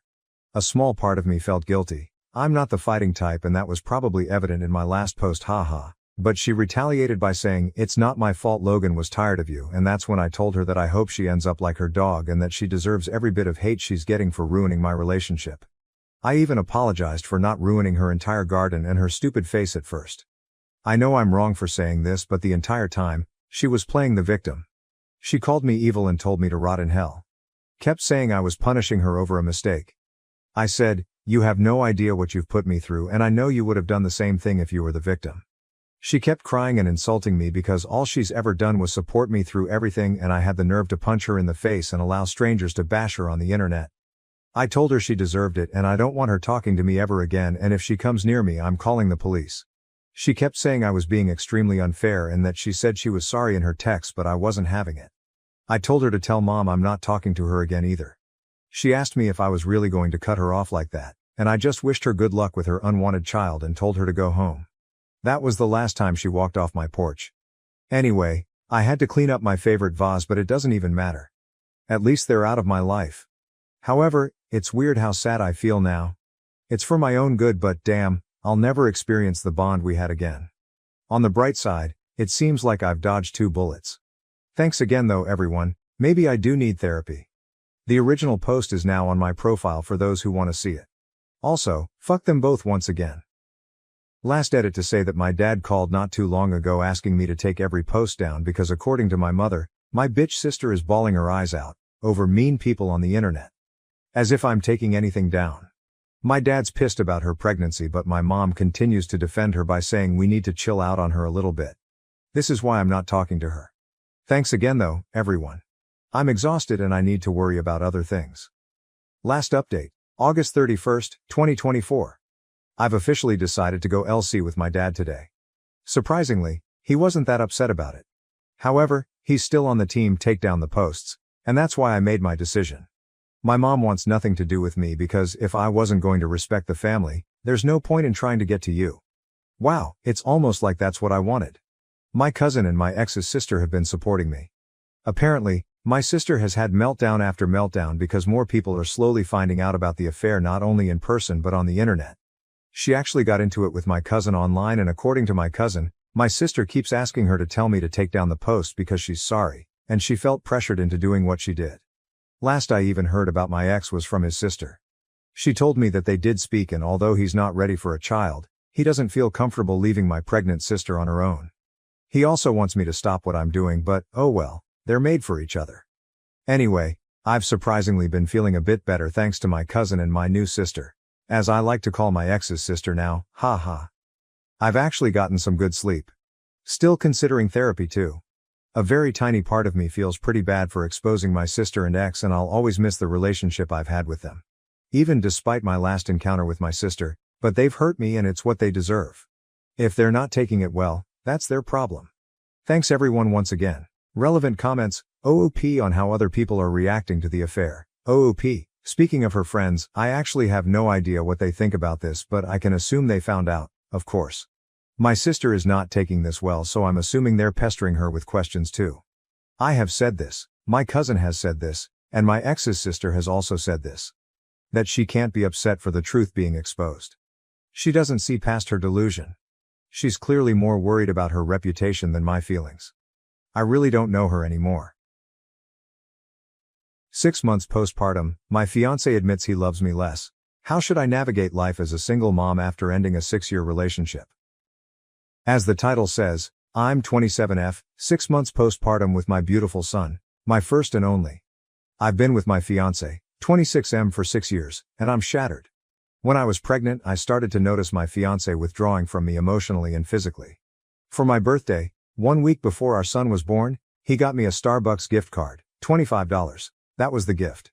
For Mother's Day, he handed me a dead bouquet of flowers he left in the garage overnight without water, and a card that should have been made out to his own mother, not the mother of his child. We've had a dead bedroom since my pregnancy. I've communicated to him many times that I'd like for us to work on that. Of course, parents of newborns sometimes go through a roommate phase. I would communicate with him that I'm ready to get back to it. To no avail, he continues to lay in bed watching TikToks while I get our son down for bed, and that's that. Last night, I finally pushed for more direct communication around this feeling. Why is he no longer interested in intimacy? After he skirted around some excuses, he finally tells me, I think you love me more than I love you. He explained that there are levels to love and that maybe we just are on different levels. I asked, has it always been that way? To which he replies, I guess I just love you less now. To say I'm shattered is kind of an understatement. If we're being honest, I saw it coming. I could feel it. I've spent my pregnancy and the last 6 months being the sole provider, especially financially, for our child. I juggle our baby while working from home. I do it all while my fiancé is out of town for work most of the time. He says infidelity isn't a part of this, but who knows? Our relationship was never like this before our son. Even though it's not necessarily my fault, I feel like I already failed as a mother and wonder what my son will think as he gets older. My fiancé stated he's hopeful we work through this, but I said I'm sorry. I can't just make you love me more. What's been said can't be unsaid, you know? 6 months postpartum, and I'm about to be a single mom at 27. TLDR. Fiancé, 26M, fell out of love with me, 27F, now that we're parents. Relevant comments. Commenter. Why do you think you failed your son? You are an amazing mom who is engaged to a deadbeat father and a shitty partner. OOP. I think the heaviness is that I picked the wrong partner, now seeing how things played out. I never would have been engaged or had a child if I had known how he'd change with becoming a parent. Commenter. Pregnancy was planned? OOP. Unexpected. But he was all for it when we found out. Commenter. I feel like I already failed as a mother. The only way you would have failed as a mother in this case is if you didn't try to address the problem with the child's father. You aren't responsible for what other people do or say. You're only responsible for what you do, I say. Here's some questions you could ask him. How does he plan to work this out? I mean, I'm not even in your situation and I could name a few things off the top of my head. Spending more alone time together, have somebody babysit, by going on dates, be more involved in listening to you talk about life besides mother talk to a therapist, etc. If he did want to work things out, then how come he made no action/effort and remained passive until you brought it up? I mean, I can't say I want to be a professional sports player, and then expect any good results while not practicing. OOP. Hey, thanks for your reply. I do make an effort to plan a date night here and there. Thankfully, my mom gladly watches our son so we can do. But, it's not really quality time. He's always on his phone, taking calls for work, and his dad, whom he works with. I think he was fine with complacency. He lives with me rent-free. I'm financially supporting our son mostly by myself. I never expected this to be the dynamic, he just doesn't step up. He owns his own business but puts all the dollar back into it. Always complains about being broke, etc. He's basically getting a free ride, so I imagine he wouldn't want to bring it up. LOL. Commenter, why are you letting him live rent-free? He needs to help you and your son financially. OOP, we live with my mom, who doesn't charge him, or us, rent. We live in a HC area and weren't living together when I initially became pregnant. Commenter, he works for his dad, lives rent-free with you covering all the bills, and yet he's 1, out of town for work and 2, always broke. This does not add up. Literally. Is his dad not paying him? OOP. So he owns the company and his dad works with him. They blow dollar on equipment for the biz, hotels for travel, etc. They blow dollar before it even hits their account honestly. Commenter, if your partner works out of town, then why are you the sole provider financially for your child? Does he do any hands-on parenting at all? Spend any time with the baby? Loving you less is a quite vague position. I could hypothesize a number of reasons why he may feel an emotional shift. Some people find that the arrival of a child causes them to view their partner as a mother and not an object of sexual desire. If he wants to work through it, couples counseling could assist. OOP, he supposedly puts all and any profit back into the business, but I know for a fact profits are low because he and his dad blow the money on equipment, etc. He's not that hands-on. I have to basically ask him to babysit so I can take a bath or shower. He just props our son in a baby chair and sits on his phone. It's pathetic. I'm not sure couples counseling would be good for me. I'm pretty checked out mentally and emotionally now that he told me he loves me less.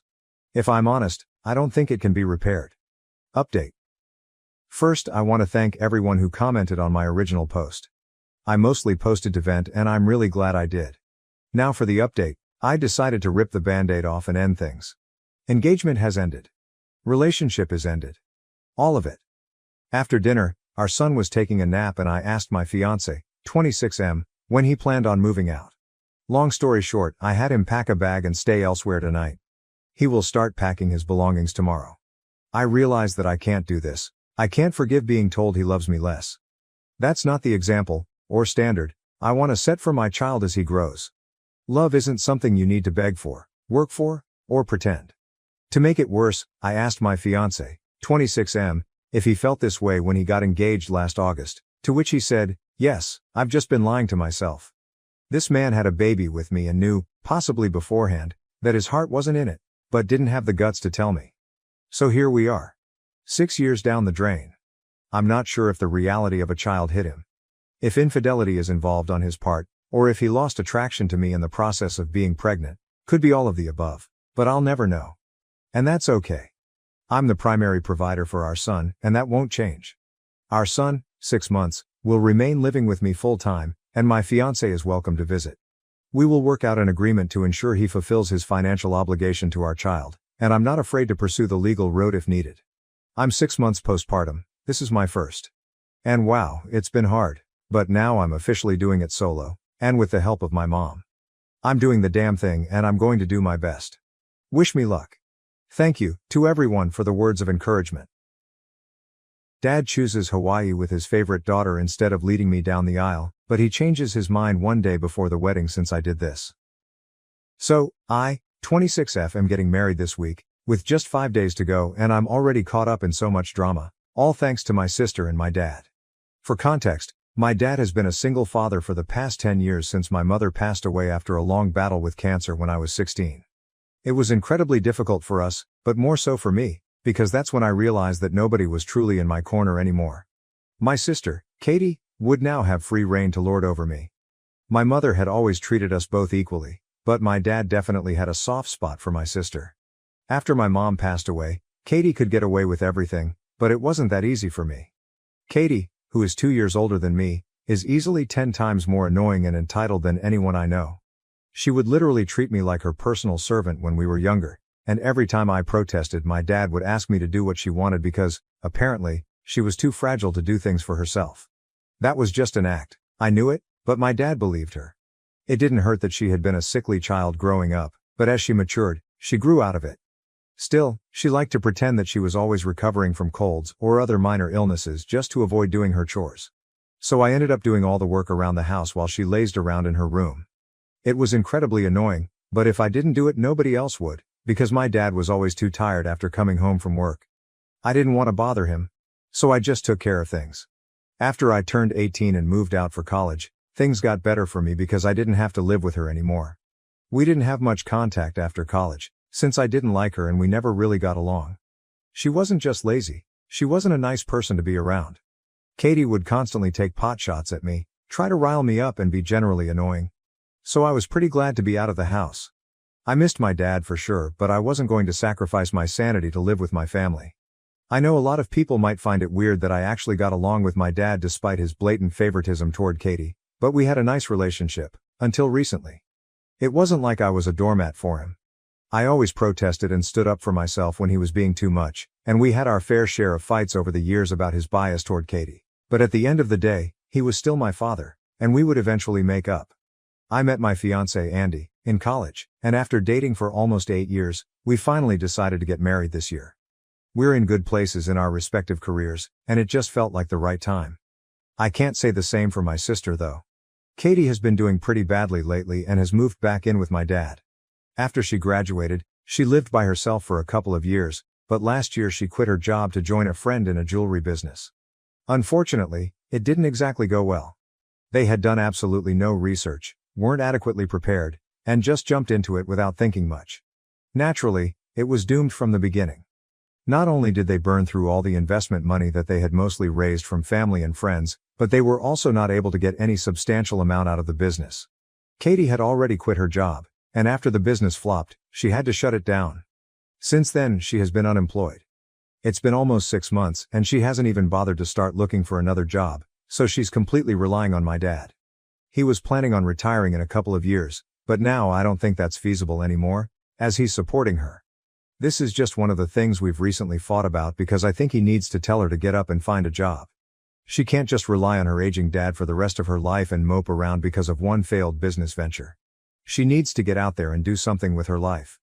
But my dad says she just needs some time to get over things and deal with this emotionally before committing to anything else. We have very opposing views on this topic, so we try not to talk about it as it will only lead to a fight. Besides, I got engaged just a couple of weeks after she had to shut down her business, and my dad thinks that's another reason she's so upset. Even her younger sister is doing so well in life while she can't even bring herself to get out of bed most days. I know for a fact that she's jealous of me right now because she makes sure to put it out on social media, pretending that everything awful in the world is happening to her just for attention. Every time someone responds to her posts, which definitely seem like a cry for help, she brings up how I'm doing so great and how she deserves all the success, not me. Apparently, I got it because I'm willing to manipulate and step on people to get ahead. I obviously don't do that. I am where I am because of my hard work and efforts, and she is where she is because she likes to play the victim, even though she's responsible for most of the bad things happening to her. Well, except for one. About 3 weeks ago her cat passed away after almost 15 years. She had that cat for a really long time, and she was extremely attached to it. Naturally, when that happened, she was racked with grief, and my dad told me things were so bad that I actually started feeling bad for her. I'm not going to lie, I wanted to reach out and give her my condolences, but I didn't want to seem fake, so I just told my dad to convey my message. She had already been pretty depressed, and when her cat passed away she refused to eat for days. My dad had to literally beg her to get out of bed and try to survive. It was really pathetic, and I felt bad for both of them, but I was busy with wedding preparations since there were just a couple of weeks to go until the big day. So I decided not to involve myself too much in what was going on. I kept in touch with my dad and comforted him whenever he was upset about Katie's behavior, but that was all I could do. I didn't think this would lead to any trouble for me, but a few days ago my dad contacted me to tell me that he wouldn't be able to walk me down the aisle on my wedding day. I had obviously assumed that he would be the one to do that, but when I called him to formally ask the day before, he told me he needed time to think about it, which was suspicious. The next day, he called to decline, and when I asked why, since I was obviously perplexed, his reason blew my mind. He told me that Katie had cremated her cat a few weeks ago and now wanted to go to Hawaii to scatter his ashes on the beach. A couple of years back, she and a bunch of her friends had gone on a road trip to Hawaii, and she had taken her cat with her. Apparently, she had many good memories of that place, and it was special to her. The day of my wedding was exactly 1 month after her cat had passed away, so she wanted to scatter the ashes on my wedding day. Not only did my dad decline to walk me down the aisle, but he also told me he wouldn't be able to attend my wedding at all. He said he was really sorry and wanted to make it up to me later, but he had to go with Katie since this was the first time in weeks she had expressed wanting to do something or leave the house. She specifically requested that my dad accompany her because she wanted someone to be there for emotional support. I was extremely pissed off when he told me this, but I tried to stay calm. I suggested maybe a friend could go with her, or she could do it at least a day after my wedding so that he could attend. I wanted at least one parent to be present at my wedding. But my dad said she was firm about her plans and that he had made the same suggestions himself because he also wanted to attend my wedding. However, when he proposed alternatives, Katie got really upset and accused him of not caring about her feelings. According to her, on my wedding day, I would have loads of people around me who cared about me, but she only had my father. She believed she should be the priority because she was going through a really difficult phase in her life. When my dad said that he agreed with her and that she should be the priority given her situation, I completely lost it. I told him that Katie had always been his priority, so I wasn't surprised that he was ditching me on my wedding day just to be with her. I didn't give him a chance to say anything else and hung up, blocking him everywhere. I was really upset, and when I told Andy about it, he understood where I was coming from. I cried for 2 days, but then I decided to get back at my father and do something I knew would piss him off. Since I knew my sister was playing mind games with me, I figured the best thing to do was to play a little game of my own. Instead of wallowing in sadness, I decided to ask my uncle to walk me down the aisle. My uncle is my dad's twin brother, and they absolutely loathe each other. I've known that since I was a kid and have witnessed firsthand how nasty they can get when they're around each other. Whenever they met at family events, they would constantly try to one-up each other, making things awkward for everyone else. My grandparents tried hard to get them to stop, but they just hated each other too much. Eventually, they grew distant, and after my mom passed away, my dad stopped attending any event where he knew my uncle would be present.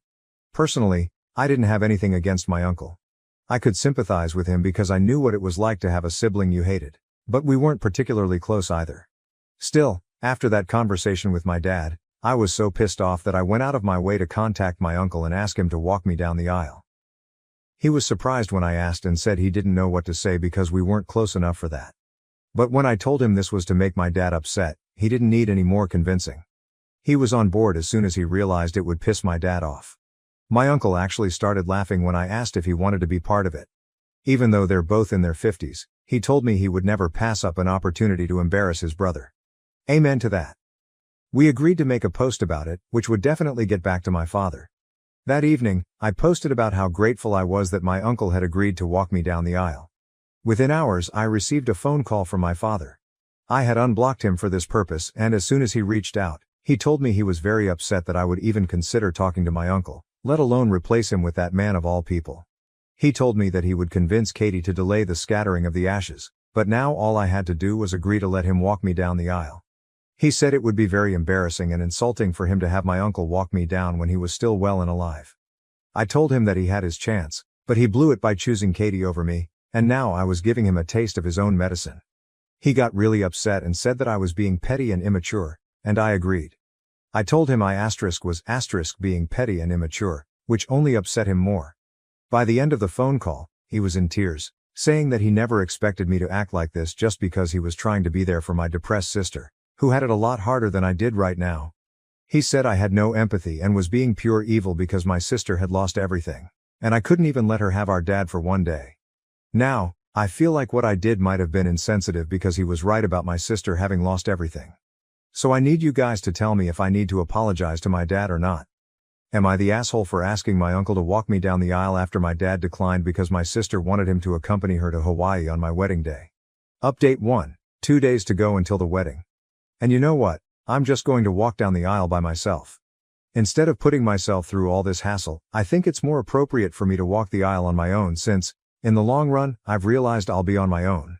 I spoke to my uncle, and since we already got the reaction we wanted from my dad, he said he was fine with it.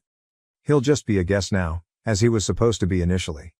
He didn't mind at all, especially since he had been skeptical about walking me down the aisle in the first place. I also spoke to my father, but not on a phone call because that would lead to another confrontational conversation. I left him a message saying that if he wanted to attend the wedding, he was free to do so, but he didn't need to walk me down the aisle. I also told him that if he wanted to go to Hawaii with Katie instead, he was free to do that as well. However, if he made that choice, I would have to cut him out of my life for good. He has had enough chances to prove that he can treat me as a priority when it really matters, but he has failed every time. I refuse to tolerate this kind of disrespect anymore. I want to get married and be happy on my wedding day. I've spent too much time worrying about what he thinks and how other people will feel about my decisions, and it has been a waste of my time.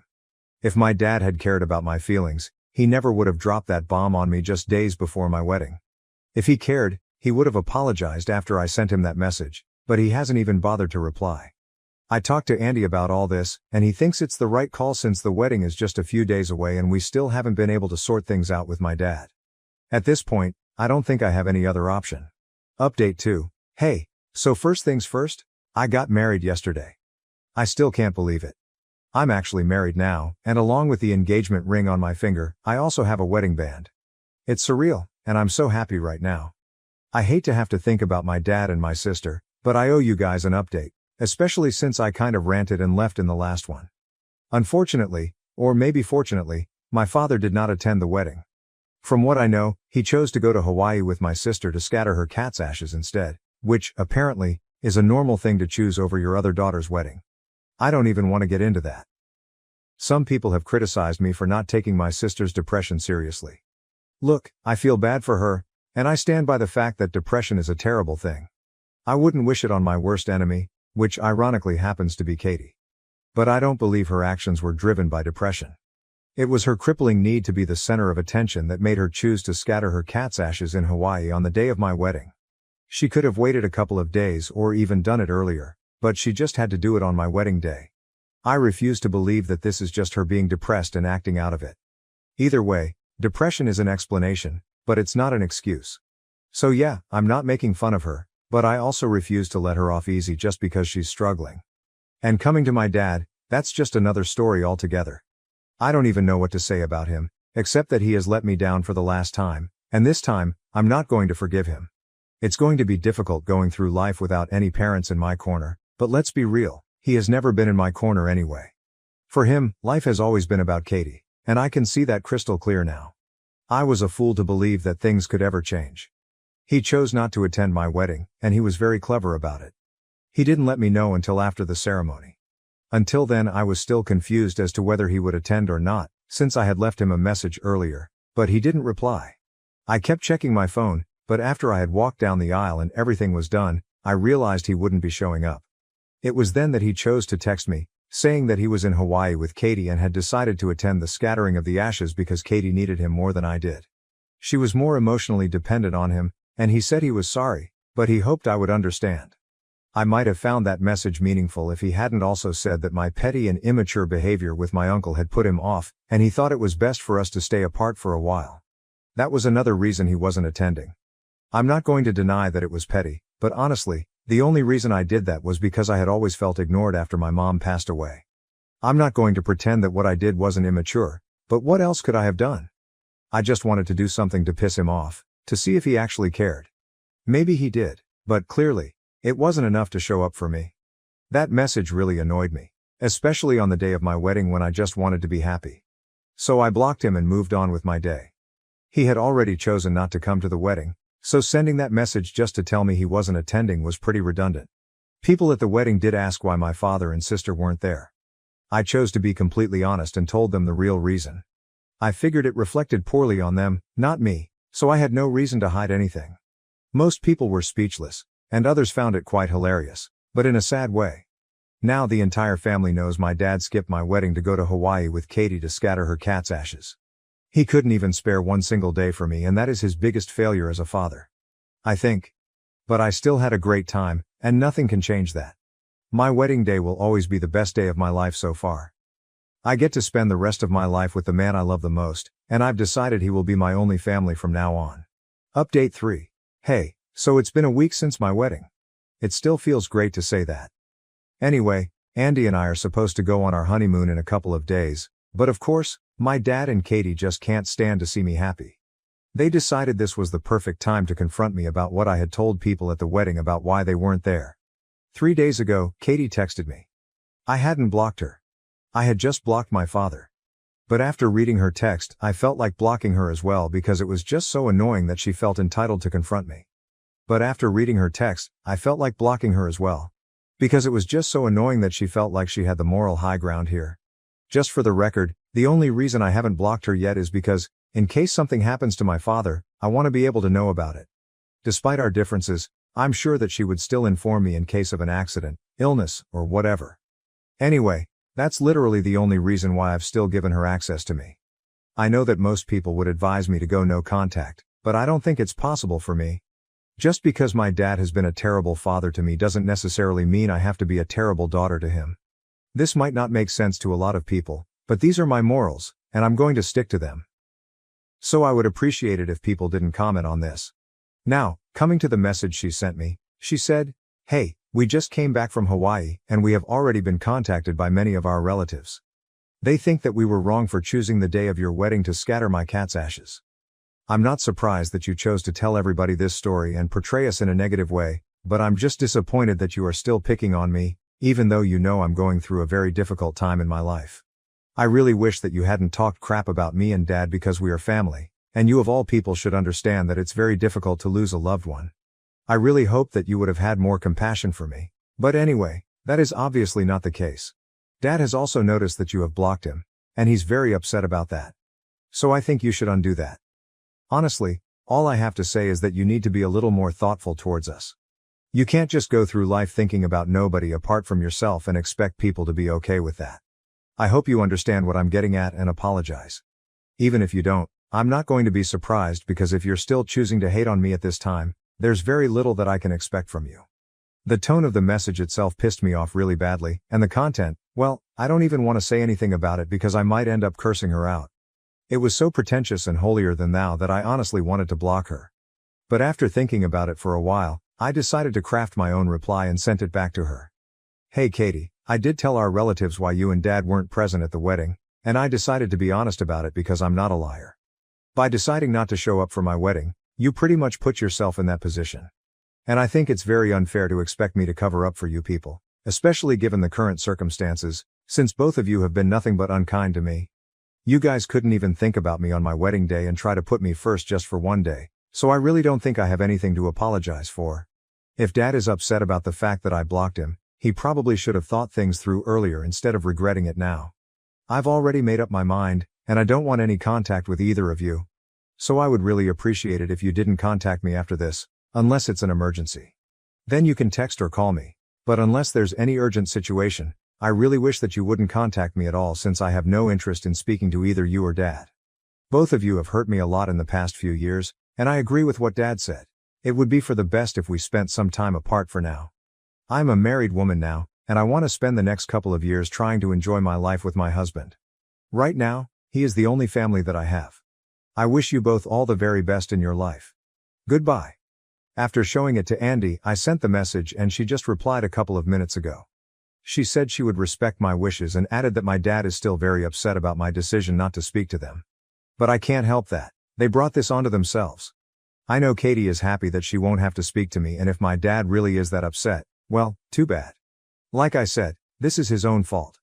Anyway, I'm just going to try and enjoy my honeymoon now. We've been planning this for a really long time, and I deserve to have some fun now. My cousin married my toxic ex, spread lies about me, trashed me at their wedding, and then tried breaking into my house. So, my cousin Julia, 27F, started dating my ex-boyfriend Louis, 29M 2 years ago. I, 27F, had been with Louis for 3 years. We started dating after he graduated, and I was in my second year of college. We stayed together for 3 years and broke up a couple of weeks after my 20th birthday. It was honestly not a good relationship, and I regret that it was my first relationship as an adult. He and I were perfect on paper, but in reality, things were quite different. He was really insecure and controlling, not letting me do anything by myself. Like going out with friends to bars or even talking to my male friends.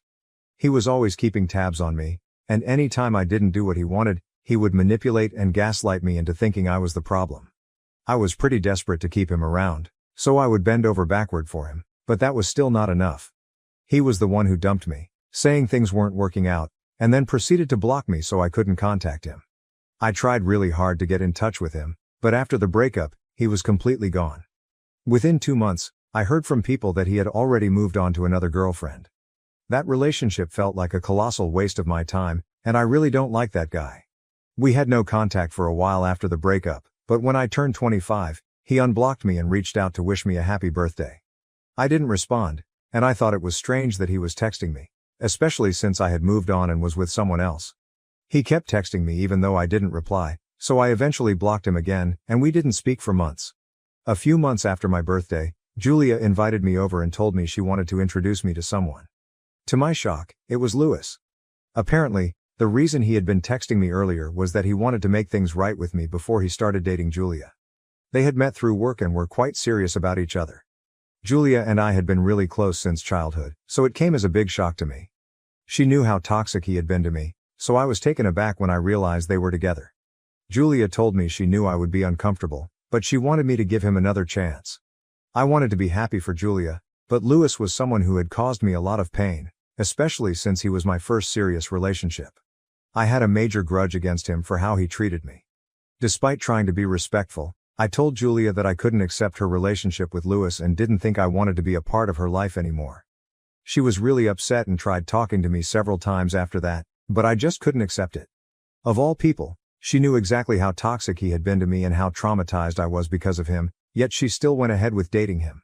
She kept insisting that he had changed and was a better person now, but I didn't buy it. She was free to have him in her life and be with him. I didn't have a problem with that, but I also had the right to cut him, and by association, her, out of my life. It was very simple for me, though obviously really hard as well, since Julia and I were really good friends in addition to being cousins. But it was something I absolutely had to do for my own sake, and I did it. After she told me that she had started dating Lewis, I stopped speaking to her. For the past 2 years, we have been cold to each other. Once she realized that I wasn't going to talk to her, she started acting distant with me too, and I don't blame her for that. We would meet at events and simply ignore each other. Whereas we used to be the cousins who stuck together and gossiped about everyone else, things were different now. I was honestly okay with that. Everybody has their own life and the freedom to do as they please, so I didn't have a problem with her, I just didn't want to speak to her anymore. That was it from my side, but I guess she took it personally and wanted to get back at me or something. So she took it upon herself to start talking crap about me to other family members and ruin my image, which I didn't think was necessary at all because I would never do that to her. I had never done that to her, even though we weren't getting along. For the past year, she had been telling everyone that I was the reason for my breakup with Lewis and claiming I had no morals or ethics. She and Lewis had been spreading rumors, saying that I would flirt with other guys right in front of him. And that was the real reason he became possessive and controlling. They made it sound like I was the flirt, and that's why he got insecure, but it couldn't have been further from the truth. It was actually the other way around. He was the one who would be overly friendly with other women and expected me to be fine with it, but didn't like it when I had male friends, even though I kept those relationships completely platonic. He constantly manipulated and gaslighted me into cutting people out of my life. I found their attempts to ruin my reputation among my own family members very offensive, but I was too busy with my life to care about the rumors they were spreading. It wasn't like anyone actually believed them, so I was fine with it. I didn't respond or react, as I knew that would give them exactly what they wanted, a reaction. I was also aware that putting an end to this would be easy for me. All I had to do was talk to my aunt and she would take care of it. Even though I was no longer close with Julia, I was still close with her mother, who happened to be a federal court judge. I knew she would do the right thing. She's my dad's older sister, and everyone knows she has a spine of steel. She would never do anything underhanded or wrong, so I'm not sure how Julia turned out the way she did despite being her daughter. One conversation with my aunt would put an end to all of this, but I knew that Julia would suffer as a consequence, since she was financially dependent on her mother. She had recently started her own jewelry line, but from what I heard it wasn't doing too well.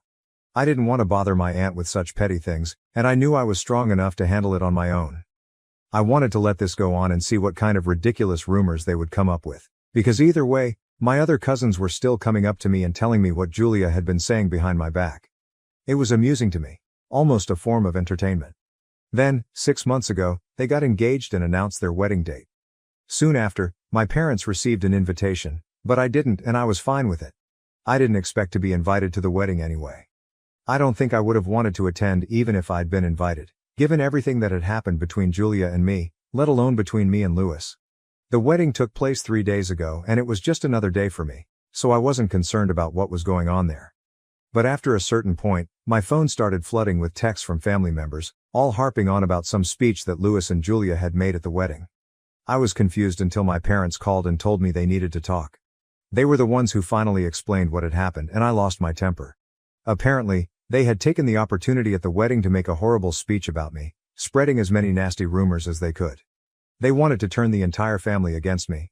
I guess they might have succeeded if I hadn't had any evidence against them in my arsenal. Julia and Lewis were clever enough not to mention me by name, but they kept referring to a certain ex-girlfriend, who wasn't at the wedding, which obviously meant me. Who else could it have been? They repeated all the rumors they had tried to spread about me before, saying I was a flirt and, apparently, a gold digger too. They claimed I would rely on Lewis for money and expect him to pay for everything, all because I was just a college student and couldn't be wasteful. So I supposedly demanded that he take care of me financially. None of this was true. I always made a point to split everything on our dates and never expected him to pay for anything, let alone demand it. But the most horrible accusation they made by far was claiming that I had cheated on him, which was supposedly what ended the relationship. Then at the wedding, they said they were glad I was out of their lives and not at the wedding, as they didn't want such a negative influence around. They even gave the family an ultimatum, saying from now on they could either invite me to family events or invite them, but if I were present, they wouldn't attend. After that, the texts kept flooding my phone, But I only learned the full story from my parents, and I was majorly pissed.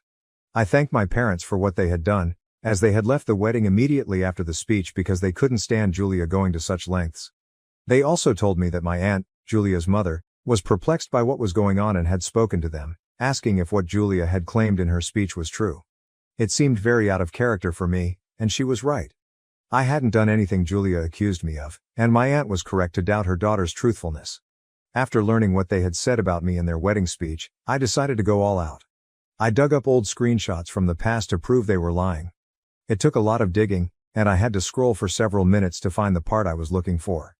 Thankfully, after a long time, I was able to find the screenshots of the chat between me and Lewis from around the time we were breaking up. Thankfully, after a really long time, I was able to find the screenshots of the chat between me and my ex that I had been looking for. These were from around the time when we were breaking up and he had been particularly toxic and vicious. At that point, he had said a lot of nasty things to me, like how he wished he had never started dating me, and how he had wasted 3 years of his life with me when he had the option to be with other people, as many women had expressed interest in him. He even said that now he could finally go out with other people. There was no mention of cheating, and I'm pretty sure if I had cheated on him, he wouldn't have let it go so easily. I scrolled even further back and found more chats where he was being toxic towards me. Then, I went ahead and posted it all online without any explanation or caption, because I knew those chats would speak for themselves. And they did. After I posted the screenshots, people started texting me and commenting on the post, saying they knew the rumors weren't true because it seemed so out of character for me. Everyone had known me since I was a child, and I wasn't the kind of person to do such things. Those screenshots proved that they were lying, and knowing that my family was on my side was all I needed. In fact, several people contacted me to say they had left the wedding because of the things Julia and Lewis had said about me.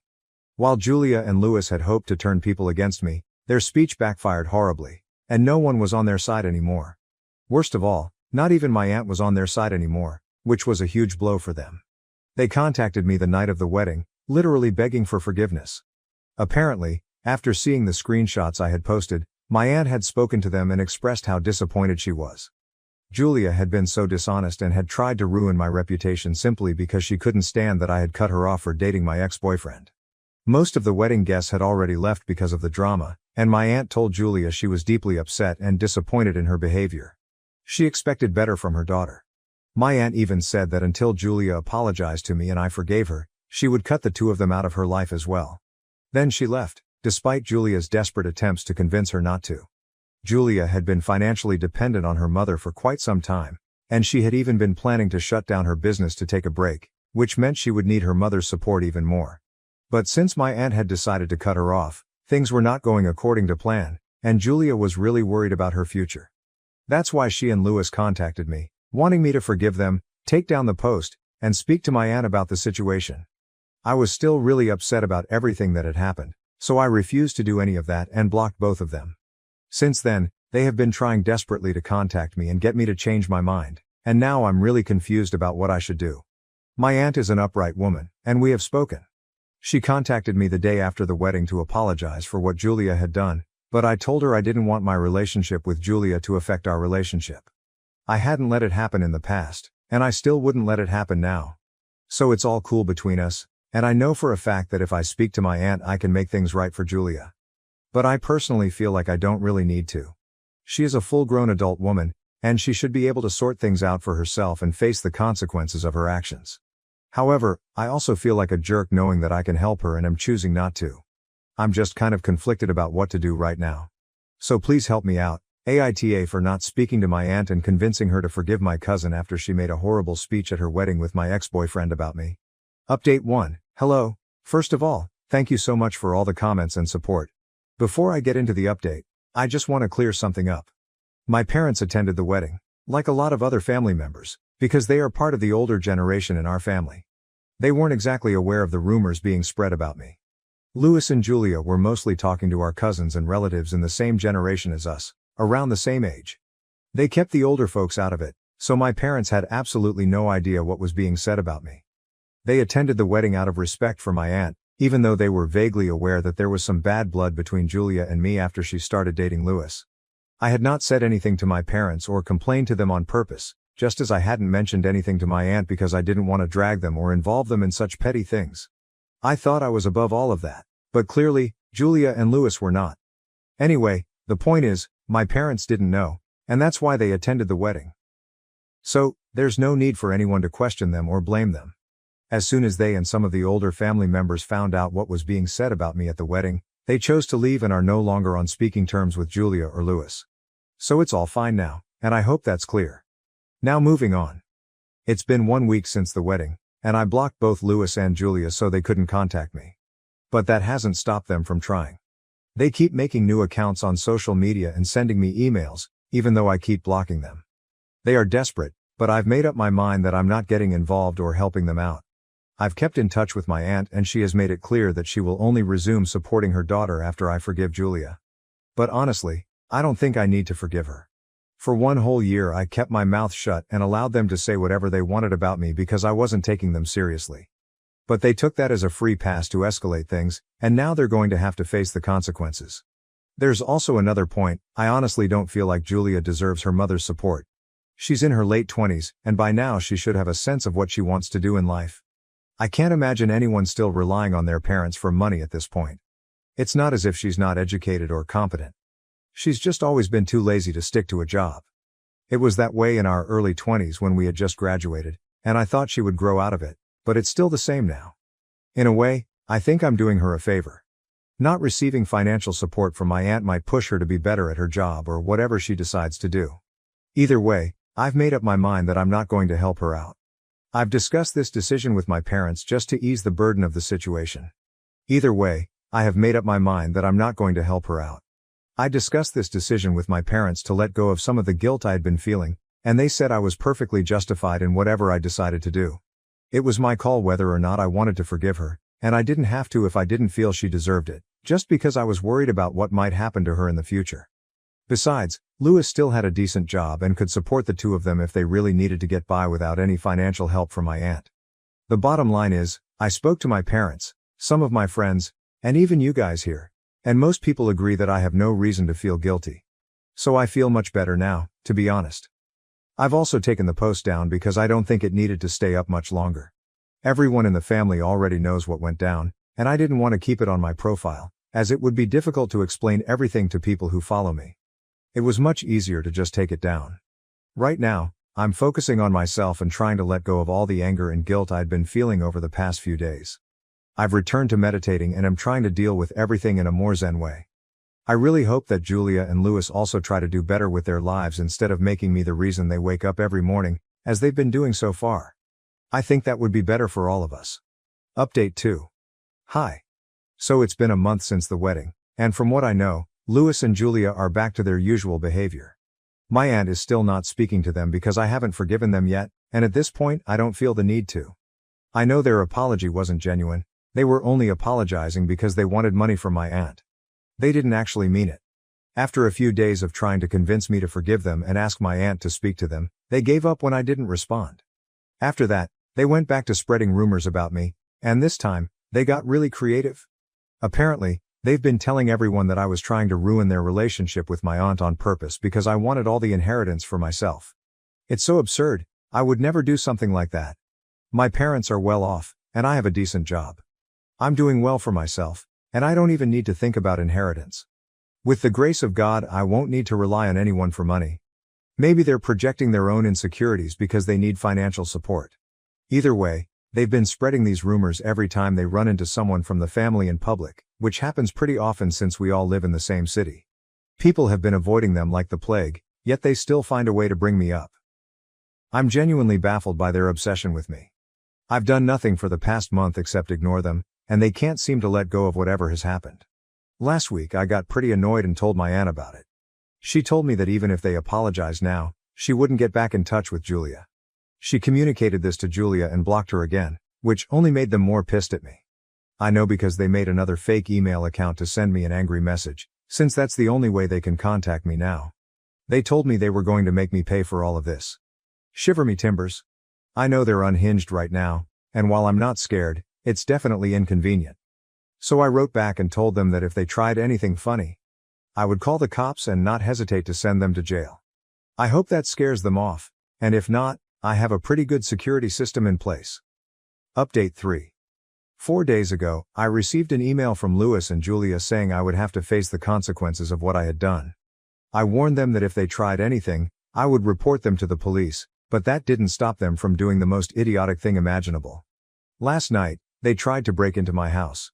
Julia has been to my house several times, so she knows I have a very advanced security system. Obviously, I was alerted as soon as they attempted to open my door. I don't even know why they thought my door would be unlocked in the middle of the night at 1 a.m. As soon as the alert went off, I called the police and told them someone was trying to break into my house. I suspected it might be Julia and Louis, but I didn't want to take any chances. The police arrived within 15 minutes, and unfortunately for them, Julia and Louis were dressed like burglars and were caught trying to make a run for it a short distance away from my house. Since they hadn't brought their car, they had cycled all the way to my place. They tried to claim that they knew me personally and weren't trying to steal anything, just wanted to break in to intimidate me a little bit. I don't know why they admitted to that. As if it would make them look better in the eyes of the law. Julia immediately started crying once she was placed in handcuffs, begging me not to press charges. But I had no sympathy left for her. You can't keep screwing up and expect people to forgive you.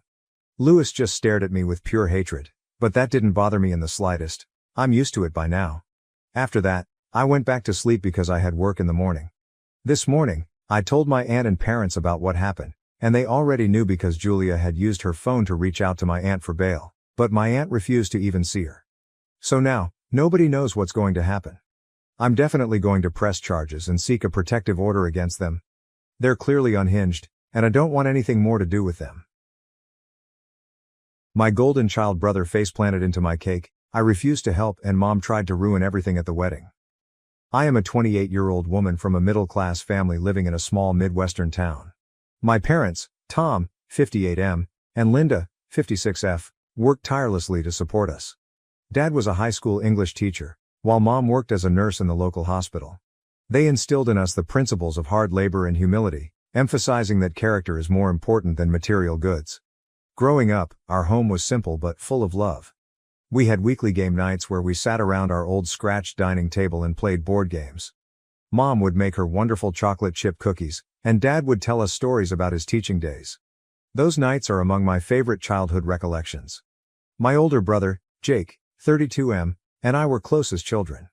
We'd spend hours building sophisticated Lego castles and exploring the woods behind our house. Jake was always the leader of our trips, and his imagination ran wild as he made up wonderful stories about the mythical animals who lived in our backyard. Jake started high school, and things began to change. He had always been brilliant, but it wasn't until his freshman year that he truly excelled academically. His teachers appreciated his intelligence, and he started winning awards in various academic competitions. I was proud of him, but I also felt a deepening shadow as Jake's accomplishments surpassed my own average performance. The real watershed moment occurred when Jake was given a scholarship to Mentor Academy, a prestigious private high school in the surrounding city. It was a great opportunity that our parents couldn't turn down. Despite the financial pressure of additional expenses not covered by the scholarship, they worked extra shifts and reduced spending to make it work. Jake felt as if he had entered another universe the instant he arrived at Meadowbrook. He made friends with children from wealthy homes, began using phrases we had never heard before, and expressed contempt for our modest existence. When he first brought home a buddy from school, I overheard him apologize for our quaint house. I recall feeling embarrassed and angry. This was our house, where we had created so many beautiful memories. As Jake's high school years continued, the gap between us widened. He rarely attended our family game nights anymore, stating he had too much schoolwork or plans with his new buddies. When he joined us, he made snide remarks about our provincial traditions.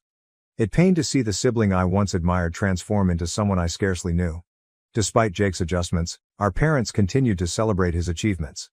They proudly told anybody who would listen about Jake's flawless grades, his role as debate team captain, and the prominent universities that were already interested in him. Meanwhile, my good average performance and involvement in the school chorus scarcely registered. I tried not to be bitter and focused on my own hobbies.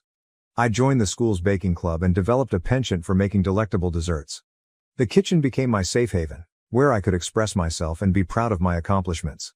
Mom would occasionally join me in the kitchen, and those moments were our particular bonding time. Jake was accepted to an Ivy League university on the East Coast after graduating high school. Our parents held a huge celebration the day his acceptance letter arrived. They invited the entire extended family, and Jake revealed his attention. I recall standing in the corner of our living room, watching the family fawn over Jake and feeling invisible. I stayed close to home during college, attending a state university only an hour away.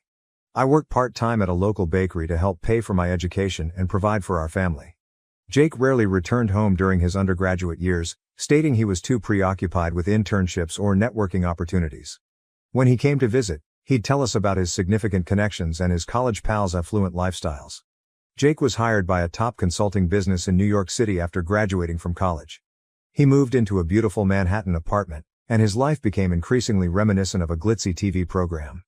Meanwhile, I began working full-time at the bakery where I had previously worked in college, gradually saving money with the goal of eventually opening my own. Fast forward to now, and I've finally realized my dream of creating my own modest bakery in our hometown. It's been open for a year, and while it's not making me wealthy, it's doing well enough to allow me to recruit 2 part-time employees and even assist our parents with some of their expenditures. Mom and Dad have been encouraging, frequently popping by to try new recipes or simply chat during slow afternoons. Jake, on the other hand, has continued to move up the corporate ladder. He's now a senior consultant who frequently brags on social media about his business class trips, elegant client dinners, and pricey watches. His travels home have become increasingly uncommon, and when he comes, he spends the majority of his time on his phone or whining about how there is nothing to do in our backwater town. Last month, our cousin Amy, 25F, married. Amy and I have always been close. She'd frequently join me in the kitchen during family gatherings, where we'd gossip while frosting cupcakes or kneading bread dough. When she requested me to bake her wedding cake, I was honored and spent weeks refining the design. The wedding was a family affair, conducted in the refurbished barn on Amy's fiancé's family farm. It was a lovely, rustic event, with fairy lights hung over wooden beams and wildflowers in mason jars on each table. I arrived early to set up the cake and assist with any last-minute preparations. Jake arrived shortly before the ceremony, dressed in a costly designer suit that seemed absurdly out of place in the barn scene. Throughout the reception, he made loud remarks about how quaint and folksy the wedding was, his voice full of disdain. I witnessed Amy and her new husband's hurt expressions, but they were too polite to say anything. I tried to ignore Jake and focus on Amy's special day. But things took a turn when Jake drank too much. He began flirting aggressively with Sarah, 24F, one of the bridesmaids and Amy's greatest friend since childhood. Sarah was plainly uncomfortable and tried to discreetly excuse herself, but Jake didn't get the signal.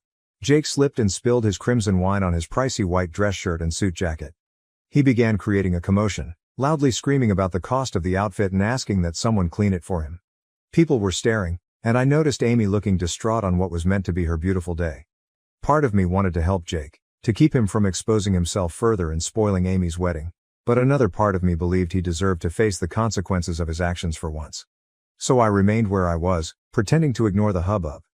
Jake tried to approach Sarah again, and things escalated. He tripped and fell face first into the wedding cake, a 3-tiered masterpiece I had worked on for weeks. The entire room became silent. Jake was coated in cake and icing, looking really foolish in his destroyed fancy suit. He peered around the room, his gaze falling on me. I could see a wordless plea for help in his eyes, a glimpse of the brother I used to know peering through his drunken stupor. But I turned away, leaving him to cope with the catastrophe he caused. Our parents went to Jake's rescue, pulling him up and swiftly leading him out of the reception area. I stayed behind to help Amy and her new husband salvage what was left of their wedding reception. We were able to preserve the bottom tier of the cake, and Amy was gracious enough to joke about the situation, saying it would make for a memorable wedding story. But as I watched Amy bite into what remained of the cake I had put my heart into, I couldn't help but feel a range of emotions: rage at Jake's behavior, guilt for not assisting him, and profound grief for how far away we had drifted. Am I a jerk for not assisting my brother in his moment of humiliation, despite the fact that he has been annoying me for years? Should I have set aside my hatred and intervened to assist him, or was it appropriate to let him suffer the consequences of his conduct for once? Update 1. Amy's wedding took place approximately a month ago, and a lot has happened since then.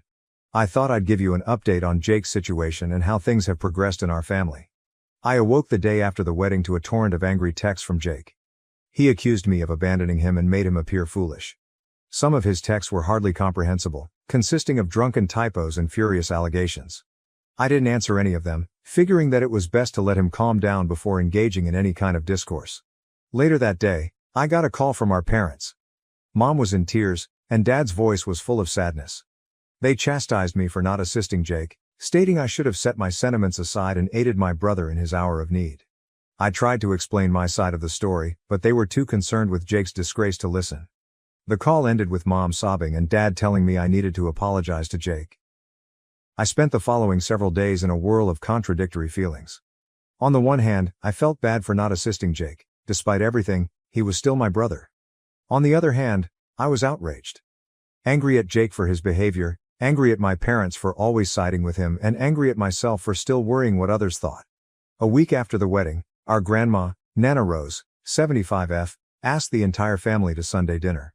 Nana Rose has always served as our family's matriarch, the voice of reason in every quarrel. She lives in the ancient farmhouse where my father grew up, which has always felt more like home to me than our own house. I was scared to go because I knew Jake would be there, but I couldn't refuse Nana Rose. As I drove up Nana's meandering driveway, I was brought back to childhood summers spent running around her vegetable garden, helping her make strawberry jam, and listening to her tell stories about our family's past. Nana Rose was the one who taught me how to bake, tenderly guiding my young hands as we kneaded bread dough together. The evening started quite tense. Jake refused to look at me, and our parents ignored me, but Nana Rose, bless her heart, was having none of it. After the main course, her famous pot roast, which reminds me of comfortable Sunday dinners, she cleared her throat and addressed the elephant in the room.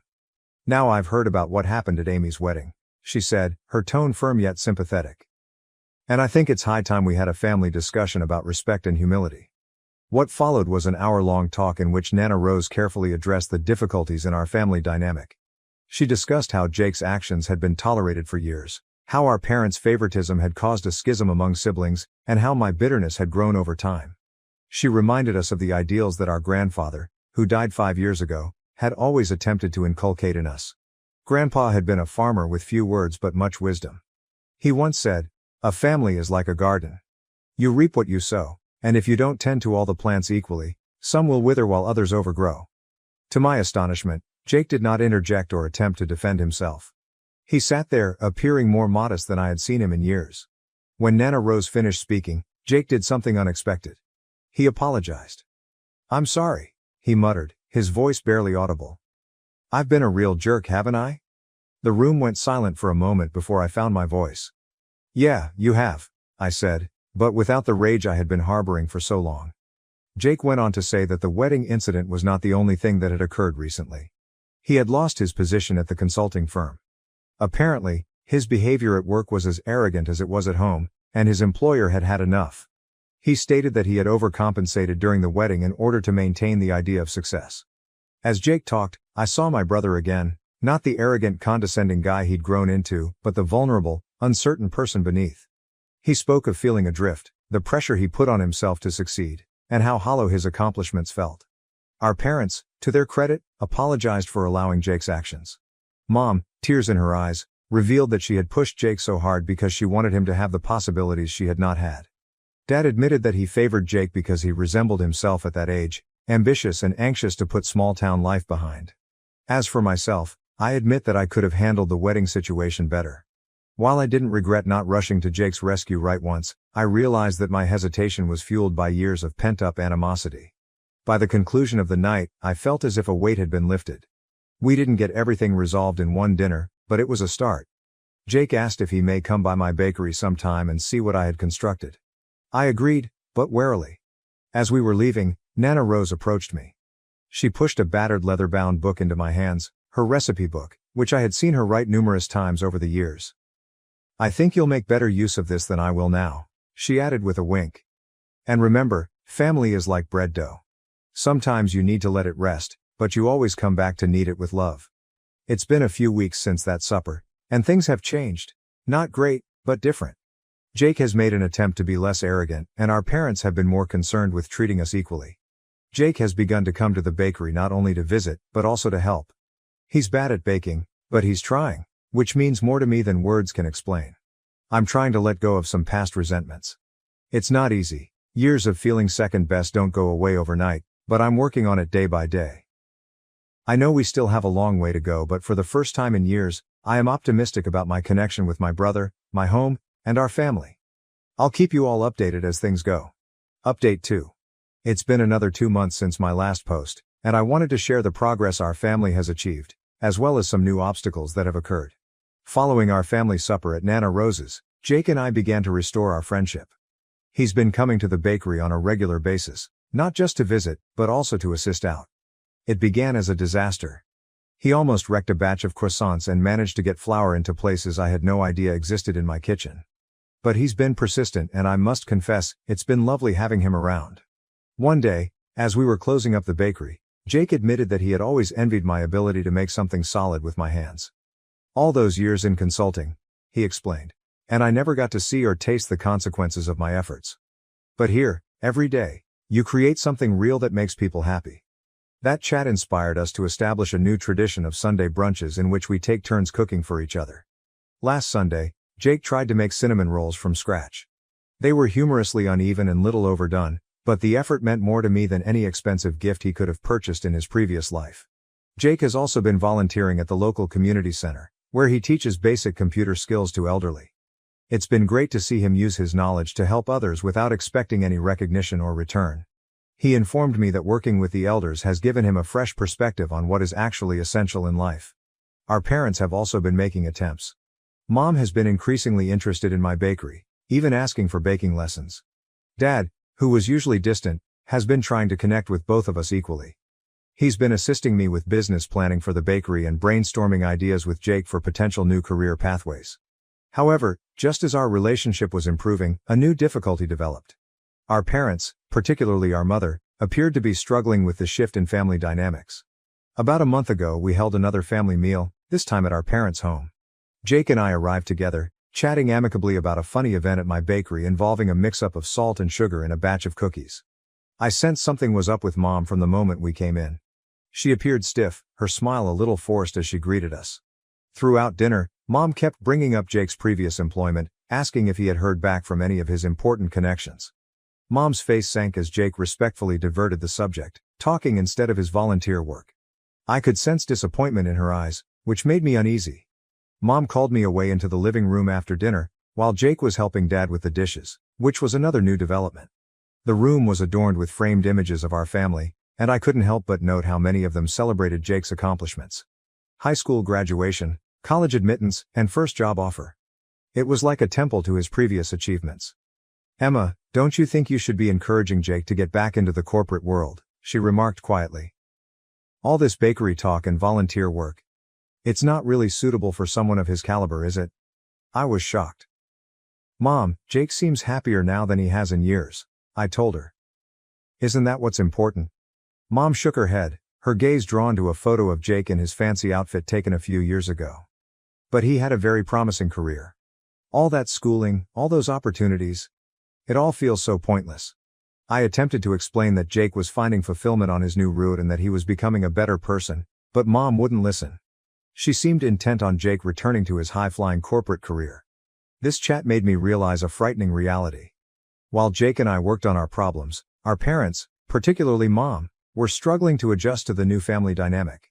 They had focused so much of their pride on Jake's corporate achievement that they failed to appreciate the importance in his personal development. Over the next few weeks, this became a frequent problem. Mom would make subtle, and occasionally not so subtle remarks about Jake getting back on track. She'd email him job advertisements for corporate opportunities and discuss connections she could make for him. A particularly heated occasion occurred during a family cookout. Jake was excitedly informing everyone about a group of seniors he had assisted in setting up their first email accounts. The excitement on his face was apparent as he told how one elderly woman had burst into tears over being able to see images of her great-grandchildren who resided across the country. Mom, instead of sharing Jake's joy, merely remarked, "That's fine, honey, but have you considered using your skills for something more substantial? I heard the city's tech firm is hiring." The light in Jake's eyes dulled, and I felt a wave of protectiveness I hadn't felt since we were kids. Before I could say anything, Dad intervened. "Linda," he added gently, "I believe what Jake is doing is quite significant.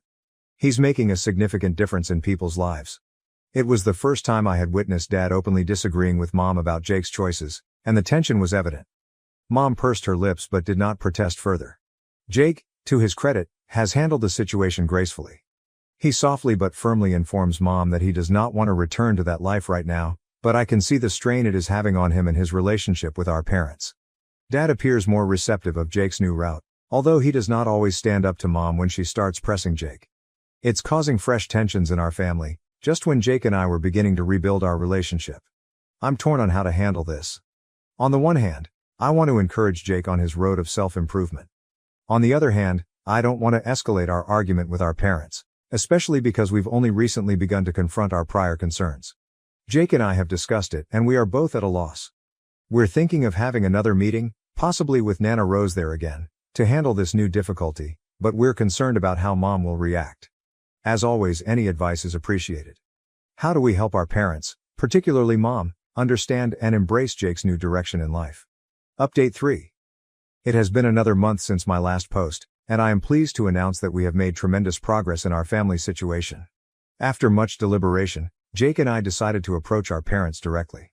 We invited them and Nana Rose to my bakery for an after-hours family meeting.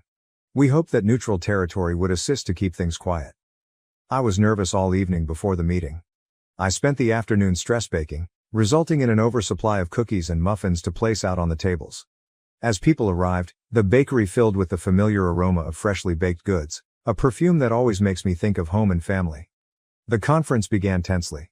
Mom was protective from the beginning, arguing that she simply wanted the best for Jake. Dad was relatively quiet, but you could see the conflict on his face. Nana Rose sat silently, her wise eyes absorbing everything. Jake talked first, gently explaining how much pleased and fulfilled he was in his new life.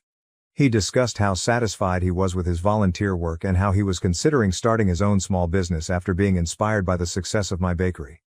Mom, Dad, he continued, his voice firm but tearful, I know you wanted the best for me, and I appreciate everything you've done, but the corporate world wasn't making me happy. I was constantly anxious, didn't sleep well, and felt like I was losing myself.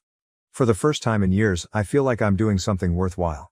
I told Jake how delighted I was of his personal development and how our relationship had improved. I also expressed my dissatisfaction with Mom's persistent pressure on Jake to return to his previous lifestyle. Mom didn't take it well initially. She became distraught, expressing her inability to comprehend why Jake would toss away his degree and chances. We sacrificed so much to give you those opportunities, she continued, her voice breaking. How can you just walk away from all of that? That is when Nana Rose walked in. Nana Rose addressed Mom with a straightforward question. What's more important to you, Jake's resume or Jake's happiness? That question appeared to stop Mom in her tracks. For a time, she was speechless. Then, to everyone's amazement, she began crying. Mom revealed through tears that she had always been insecure about our family's modest origins. Jake's corporate success had been a source of pride for her, a way to demonstrate that our family could succeed in the world. Jake's departure from that existence seemed to her like a step backward. I just wanted you to have everything I never had, she replied, addressing both Jake and myself. I didn't want you to struggle like your father and I did. It was a watershed moment. For the first time, we all understood why Mom behaved the way she did. Dad, finally finding his voice, acknowledged that he had given in to Mom's pressure on Jake because he didn't want to disappoint her, despite his own pride in Jake's new path. I see now that we were so focused on external success that we forgot about what really matters, Dad stated, his voice full of sorrow. I'm sorry we put that pressure on you, Jake, and Emma. I'm sorry we didn't appreciate your path as much as we should have. The conversation that ensued was open, emotional, and ultimately therapeutic. We talked about redefining success and the importance of personal pleasure over cultural expectations. Mom began to see that her actions, while well-intentioned, had been damaging. Nana Rose told us about our family's history, including great-grandparents who survived the Great Depression and Grandpa's decision to become a farmer despite his own parents' objections. Our family's strength, she told me, has always been in our ability to forge our own paths and support each other, no matter what. By the end of the night, we had reached several key agreements. Our parents would appreciate Jake's decisions and not stress him on his profession. We would hold regular family meetings to check in and handle any issues before they escalated. We would all work on expressing our emotions more openly and honestly to one another. We'd rather encourage one another's happiness than try to meet external standards. While we were cleaning up, Mom approached me. She grabbed one of the cookies I had cooked earlier and took a nibble. These are wonderful, Emma, she replied softly. I'm sorry I didn't appreciate your talent as much as I should. Are you willing to teach me how to create these? This simple request seemed like the start of a new chapter in our relationship. Things have greatly improved in the weeks since that meeting. Mom has ceased sending Jake job postings and has even expressed an interest in his charity activities. Last week, she stunned everyone by asking Jake to teach her basic computer skills, exactly like he does in his community center lessons. Dad has become more vocal about his support for both Jake and myself. He's been assisting me with some business planning for my bakery and brainstorming ideas with Jake about his potential new business endeavor. As for Jake and me, our bond is only getting stronger.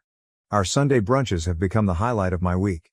Last Sunday, Jake attempted to make a pie from scratch using one of Nana Rose's old recipes. The crust was a little tough, and the inside was runny, but we laughed together while eating it, planning his next baking attempt. There are certainly tensions and old patterns that creep in from time to time, but instead of allowing them to fester, we discuss them honestly and work them out together. I know we still have work to do, but I'm so pleased with how far we've gone as a family. Jake's embarrassing event at Amy's wedding, as unpleasant as it was, proved to be the trigger for significant positive change in our lives. Thank you all for your encouragement and wisdom along this trip.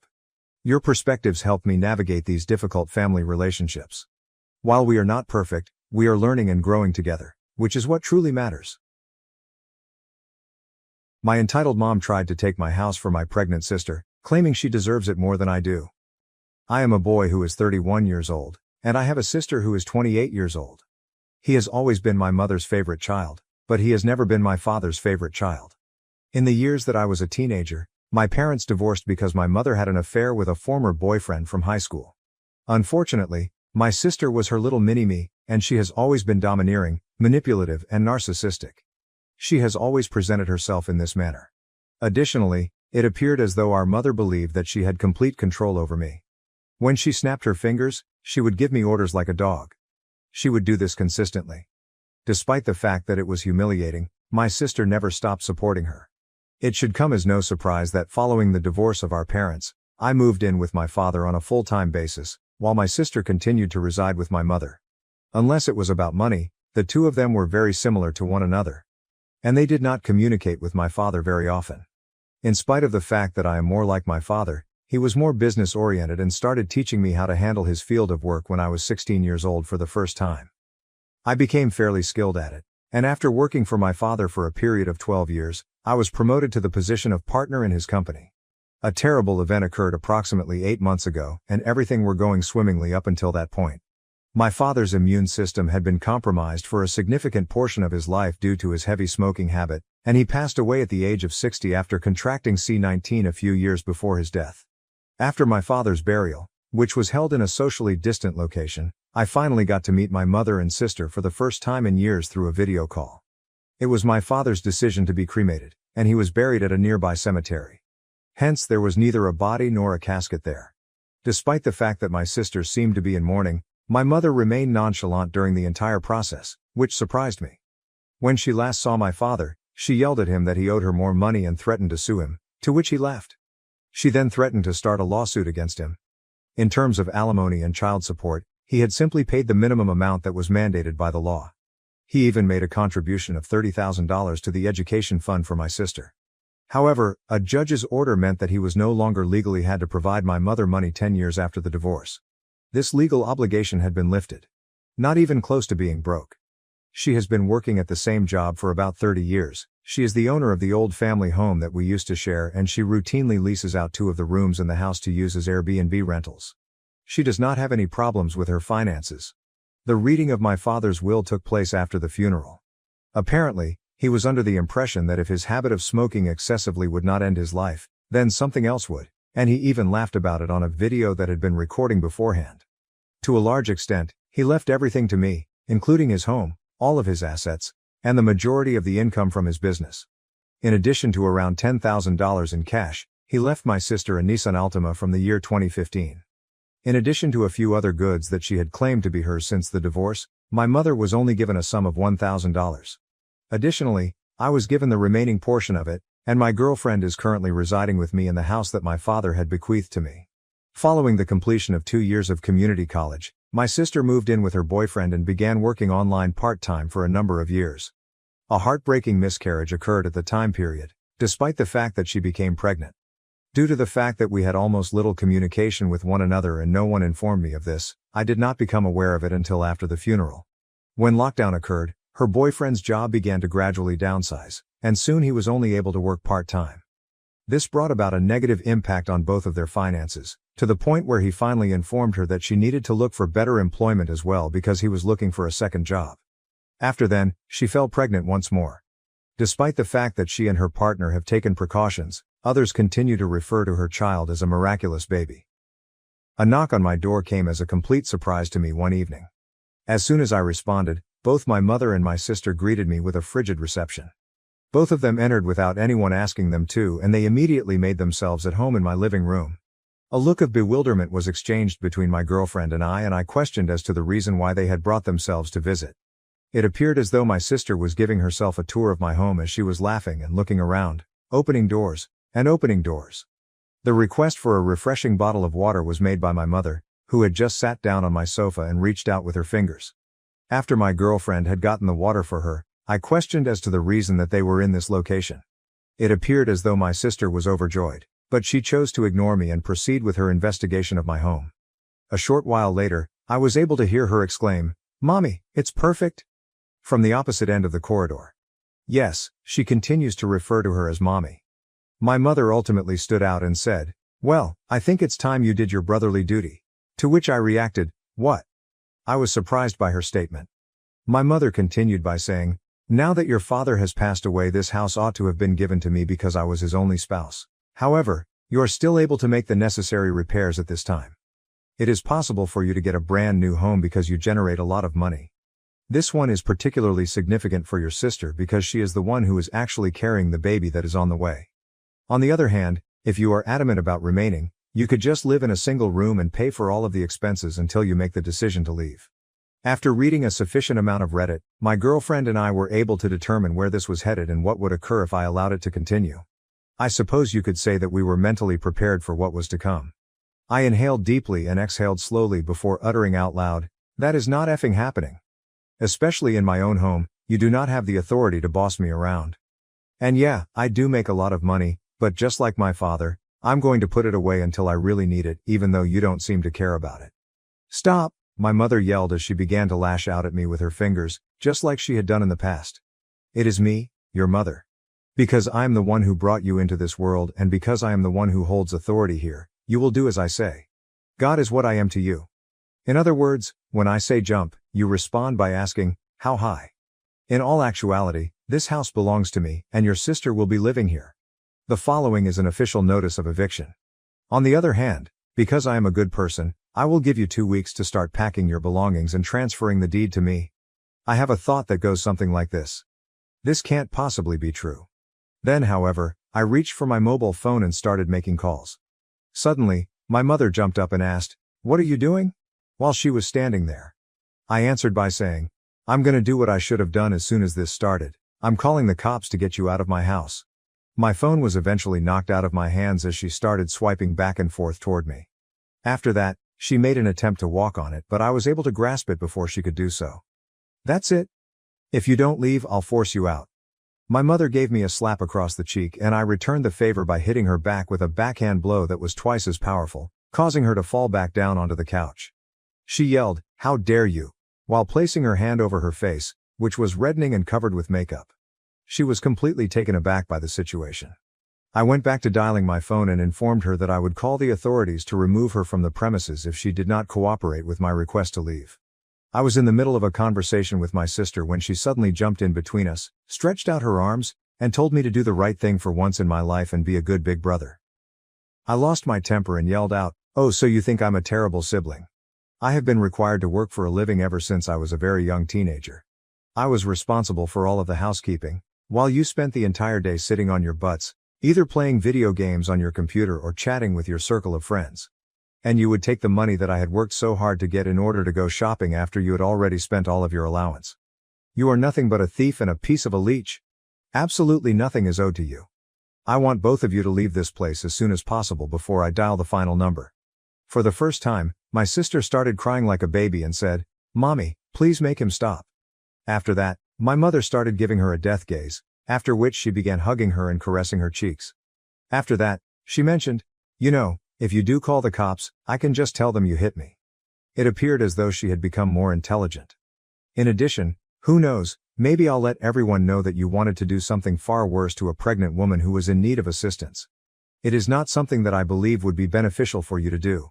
It was with a raised hand that I was able to interrupt her and say, "Just stop." During the entire time my girlfriend has been recording, in case you haven't noticed previously. This indicates that we have video evidence of you assaulting me first and then publicly declaring that you would lie to the police during the incident. I don't believe that would be beneficial to your reputation at work or for your Airbnb business, which is relatively tiny. In the event that appearances could kill, my mother would have blown me up like a tactical nuclear weapon. Nevertheless, she quickly regained her composure and started pulling my sister into the room by the arm. My younger sister, who was behaving like a complete and utter child, managed to escape our mother's grasp and immediately plopped down on my front step while throwing a fit. "Are you able to see now?" I questioned my mother after giving her a quick glance. "The result of the spoiled upbringing she had from you is this." After she had finished staring at me, I watched as my mother attempted to remove my sister from the front steps of my house. On the other hand, my sister grabbed to the handrail of the porch and cried out, "You promised me," over and over again. As I stood by the door, I laughed and yelled out to each of them, "Never come back." At that moment, my mother reprimanded me and returned to the task of getting my sister off the porch. Despite the fact that it took her a few minutes, she was ultimately successful in persuading my sister to get up and leave with her. She referred to me as a cruel and heartless jerk who will go to hell for this. I chuckled once again and responded, "There's also a special place in hell for liars and narcissists who try to manipulate others to get their way." I simply put up my smartphone once more with the recording and said, "The clock is ticking, Mom." This caused my mother to tighten her fists and was ready to yell something more when I did so. "Get off my property." After that, my mother accompanied my sister to the car, gave me one more look that was condescending, and then disappeared into the distance. I had the impression that that was the final chapter, but my mother never let things go for good. A few days later, I started receiving messages from people I knew and family members who were using the internet. A good number of them were furious with me, while others merely had inquiries about what was being placed. Due to the fact that both my sister and my mother had blocked me on social media, I was unable to view what they were saying on my Facebook account or see what they were saying. My girlfriend, on the other hand, was able to view everything because they had their profiles open. The entire incident was captured on screen, and some of it was printed out. Both of their profiles contained entries that referred to me as a self-centered and cruel jerk who stole the house that was meant to be my sister's inheritance right in front of her eyes by paying off the attorney who handled Dad's estate. This is a total and utter lie, and both of them are aware of it. I called my attorney, who was also my father's attorney and a trusted family friend, and gave him copies of all the screenshots from Facebook as well as the video that my girlfriend had filmed on the day that my mother ordered that I move out of my house. My intention was to take it a step further, so he wrote them a letter instead of sending a simple cease and desist letter. He wanted to write a letter. I advised him to send it by express mail that required a signature in order to determine whether or not they had got it. It was on the same day that the letter arrived that my mother called me in an angry state.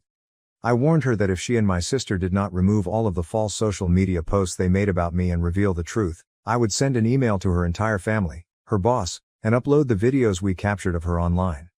In addition, I would sue her on top of everything else that I had done about the situation. She accused me of being crazy by claiming that she had only done what she did for the sake of my sister. She then proceeded to give a full-fledged lecture, during which she reiterated her belief that my sister still required my house more than I did. I made it abundantly apparent that I did not care what she believed, and I warned her that her career would be ended if she did not remove everything and reveal the truth. It was with reluctance that she responded, "Fine, you win." After hanging up the phone, he commented, "You should keep the stupid house." At that very moment, every single dishonest post that had been made on their profiles disappeared. I was unblocked, and my mother presented me and everyone else with a half-hearted apology, explaining that she had hurried what she said because she believed that my sister required my house more than I did due to the fact that she is pregnant and broke.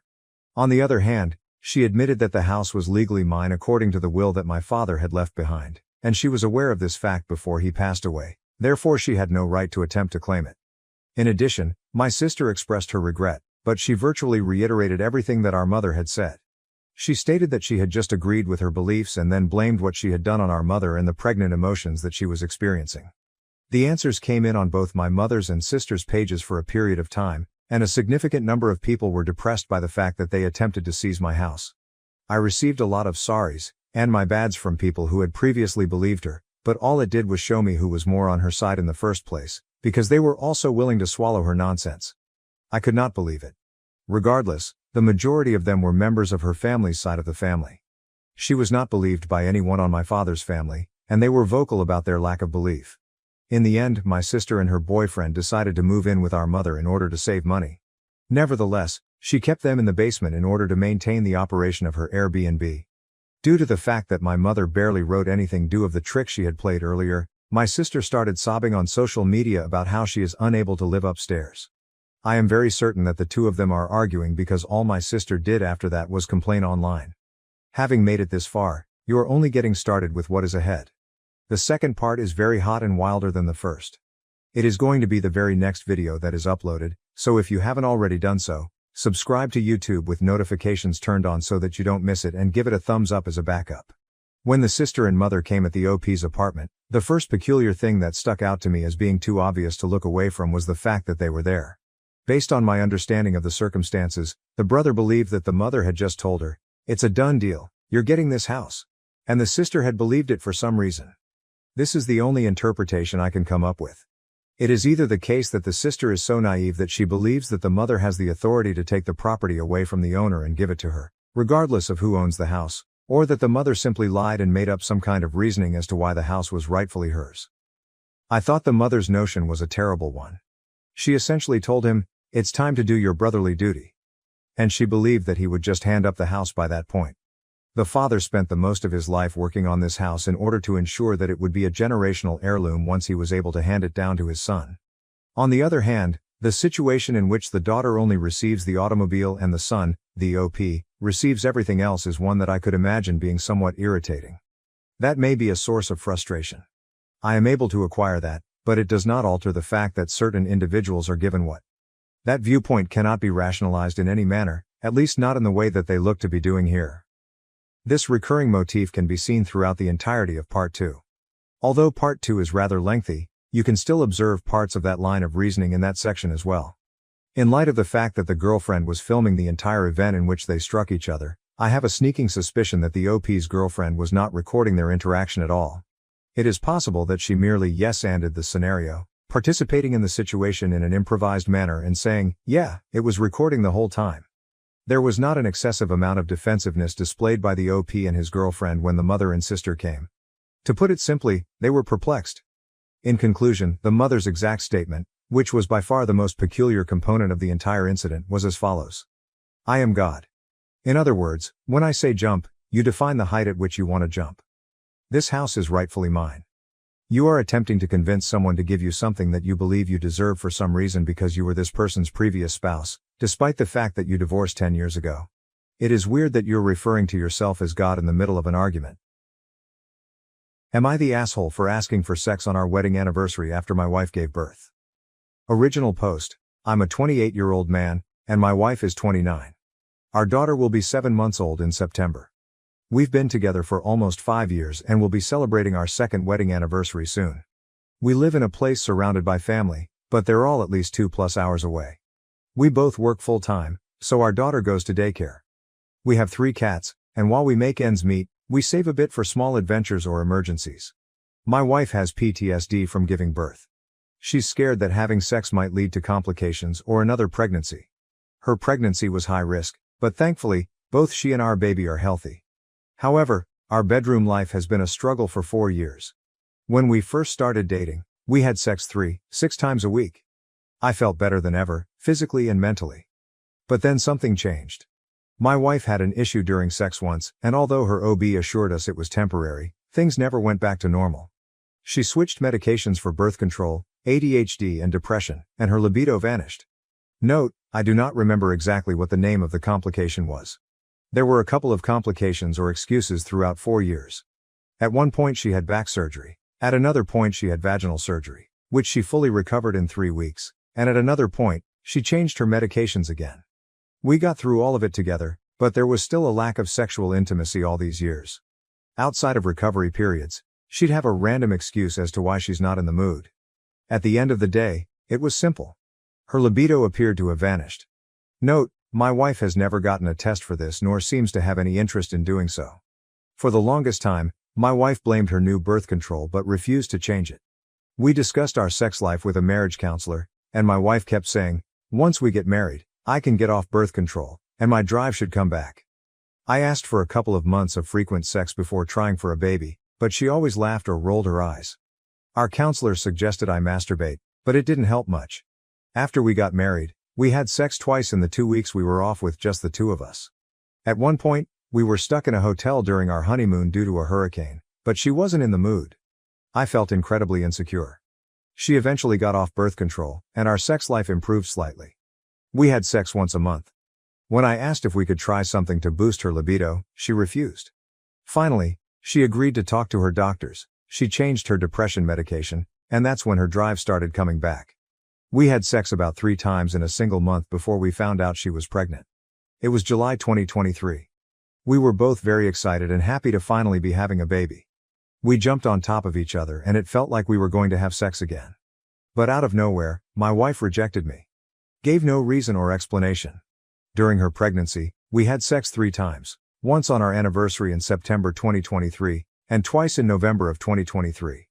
Since then, we haven't had sex. Not once. There were several times she'd tease me as if we were going to, but never did.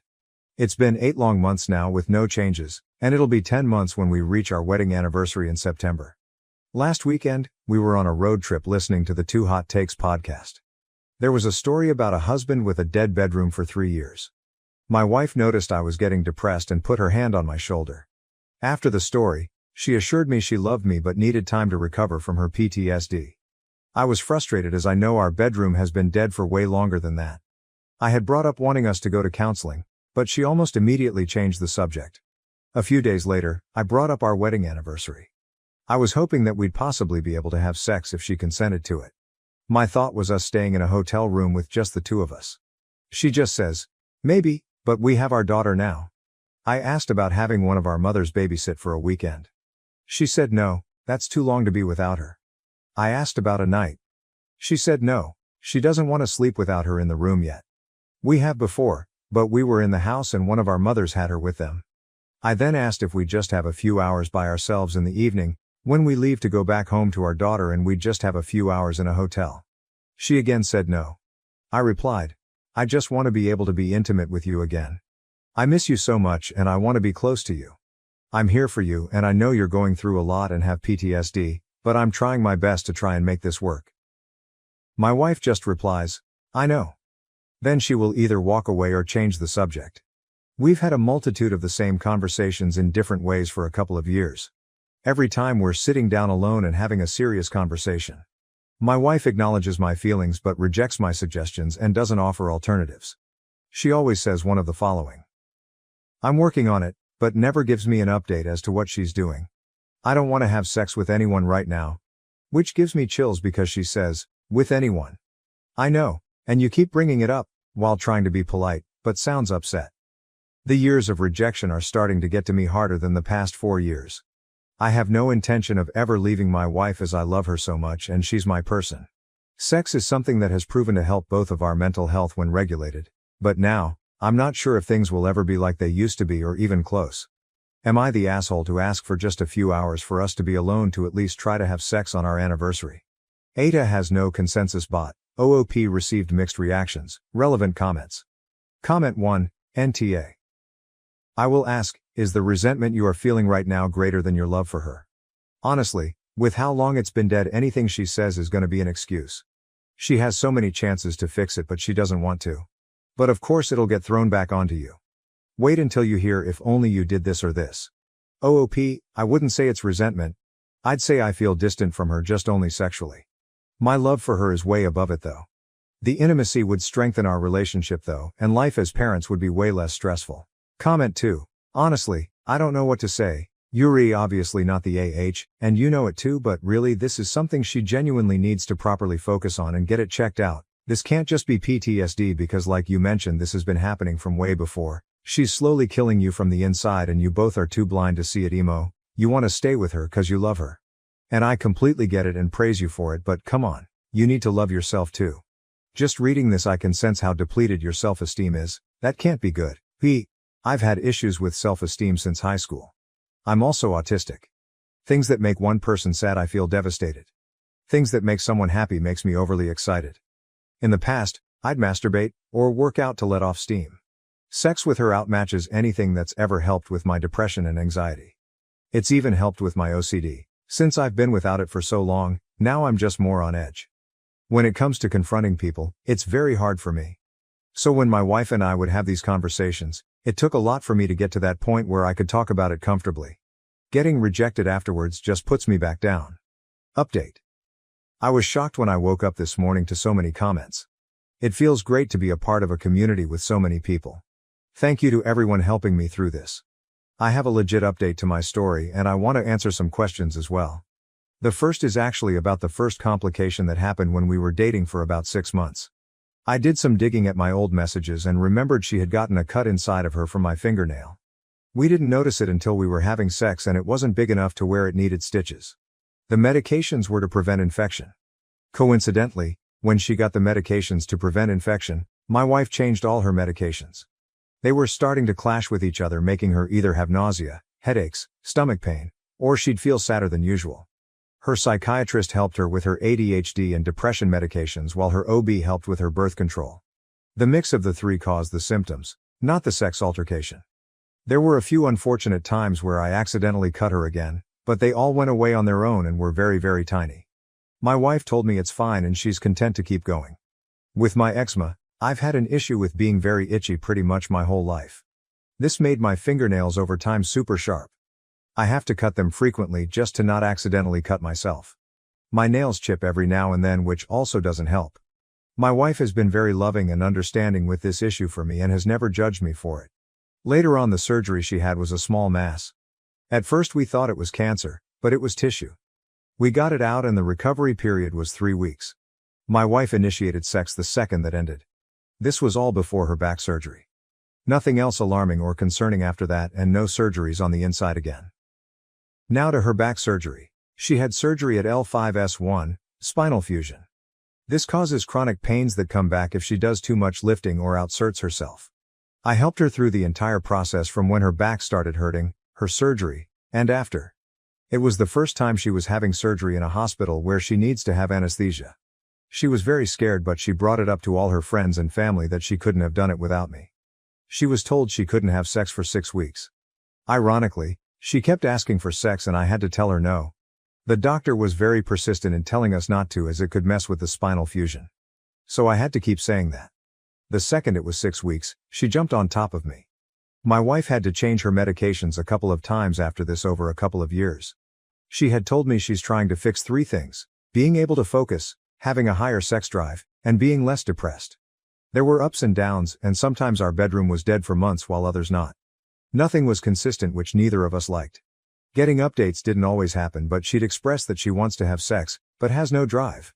My intrusive thoughts interpret that as, she doesn't want me. I'd like to answer one more question before the update. Divorce isn't an option because I never want to spend the rest of my life without her. The teasing bothers me, yes. The lack of sex for months bothers me, yes. But nothing would hurt me more than to be without her.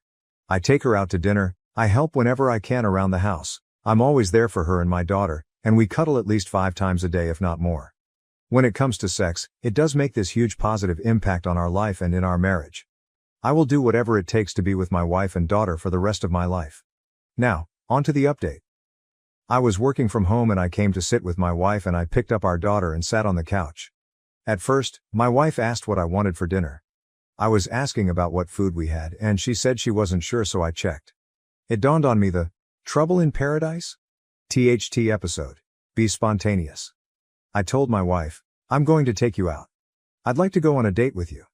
She blushed and smiled and got very excited. We got dressed and we went out, but I didn't tell her where we were going. A couple years ago, our favorite Mexican restaurant had closed down due to a fire. It had a special meaning for us. It was the first place we had dinner when we moved in together. The restaurant had just reopened, and I took her there as a surprise. We had a lot of fun. We drank, we ate, and more importantly, queso. We had a chance to talk about sex. My wife brought it up first. She said she wanted to give me an update, saying she's starting to feel a little something again, but usually goes away when the baby cries. Our daughter is actually very chill, and we co-parent extremely well. My wife talks about me in public all the time, and so do even strangers. I get compliments about how great I'm doing when in reality I have no idea what I'm doing. Anyways, I told her I had made a decision about the vasectomy and how I want to go through with it. She asked if I was sure, and that I don't feel like she's forcing me to. I said she's not. I said right now we need sex, and if we end up having another one it'll be in 5 years or more. She asked if I'm sure as there's a chance it won't be reversible. I told her that it's okay if it doesn't because we will find a way to have another one if we're financially able to. We have a plan. I have a doctor picked out and my insurance looks like it's covering most of it and within our budget. As for timing, we're looking for ASAP. Thank you again for all your comments and your help. I hope I get to hear my story on 2 Hot Takes.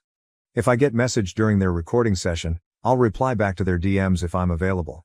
I'm a huge fan and can't wait to see what happens. Relevant comments, OOP on how long it has been since his wife has given birth when they had sex. OOP, it's been 5 months since giving birth, 8 months since we had sex. Anniversary is in 2 months. From what I read online, it's common to not desire sex for at least a year since giving birth. It's a traumatic experience and I get that. I'm not going to force her to have sex on our anniversary, but I do want to. All I can do is help her through this and wait till she's comfortable again. Jasmine Blossom, dude, don't just cut your nails, file them down so they aren't sharp. And use lotion when not engaging in fingering so your skin is softer. And even wear disposable gloves if your skin is really rough. You don't want to expose her to numerous cuts and abrasions because over time that can introduce bacteria resulting in more infections. I had to end my toxic relationship with my autistic boyfriend after he started manipulating and controlling my life. This is mostly event post. Me and my new boyfriend are both autistic and have started seeing each other about 4 months ago. Both of us have never been in a relationship before. He has started to give me the creeps lately. He found a picture of me on social media from when I used to be goth and has been pressuring me constantly to dye my hair blue again like in the picture. He screenshot all my pictures and showed me he did that, yet won't follow me on any social media yet stalks, keeps tabs on me. He also wants me to get tattoos and dress like that again. He got me to bring all my old goth clothes to his apartment and they're in different places every time I come over, which tells me he's obviously doing something with them. He snoops through my stuff in general. He shows me offensive over-sexualized pictures of tattooed alternative women e-girls and OnlyFans creators with tattoos in public asking me what I think of their look and if I'd change myself to look like them. He has some kinks and religious trauma which I'm non-judgmental towards, but he is always trying to do BDSM and butt stuff with me, and thinks I'd be into that because I used to be goth. He gets me to show him my old goth pictures and has tried to trick me into syncing my Google Photos onto his computer so he can access my pictures. I would never give him any pictures because I already caught him taking pictures of me without my consent and sending them to multiple people, his family and friends. He also tries to track my location and internet usage and get money from me, but never directly talks to me about anything, yet he is always trying to trick me. He used to love to bomb me but now treats me like garbage. He's narcissistic, entitled and overall disrespectful. I've told him that I don't want tattoos and won't dye my hair and that goth is a music subculture not a kink, and he never listens. He shakes my body, my finances, my clothes, where I live, the list goes on. He doesn't listen to me in general and I feel like an object. He never wants to do any fun activities with me and I'm always compromising for him. He's very straight-laced and wants to go to places like goth clubs and nude beaches just to stare at women. Lately he has been trying to control and shame me for what I eat and also body shamed me for being fat and hairy. I am 5'8", 120 pounds, I am on the skinny side. He wants me to body but also not eat anything? It doesn't make sense. He points out other women exercising and takes a little dig at me. He wants me to spend thousands of dollars on my appearance, yet he has terrible hygiene and won't even comb his hair and brush his teeth for me. He likes parading me around like a show pony while he looks practically homeless. It's humiliating. He is classist and calls me poor for being upper middle class and inflates how wealthy he and his family are, yet never pays. His brother shamed me when I met him. Made me feel awful. We have problems in our sex life as well. He has a hard time ejaculating and checks out other women all the time. He acts 12. He is 27. I feel controlled, devalued, criticized, unheard, and taken for granted. He is full of shame and I can't get him to have an adult conversation about any of these issues. I tried to end it twice and he started sobbing and telling me how much he needs me, loves me, cares about me, thinks I'm brilliant, etc. Practically begging me to stay. I feel used and manipulated.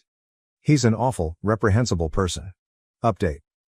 I wanted to thank everyone who read my story and commented. Thank you for all of your kind and supportive words. I went ahead and left him. So I went to his apartment yesterday and told him in the most adult, respectful way I could possibly manage that I cannot be in a relationship with him.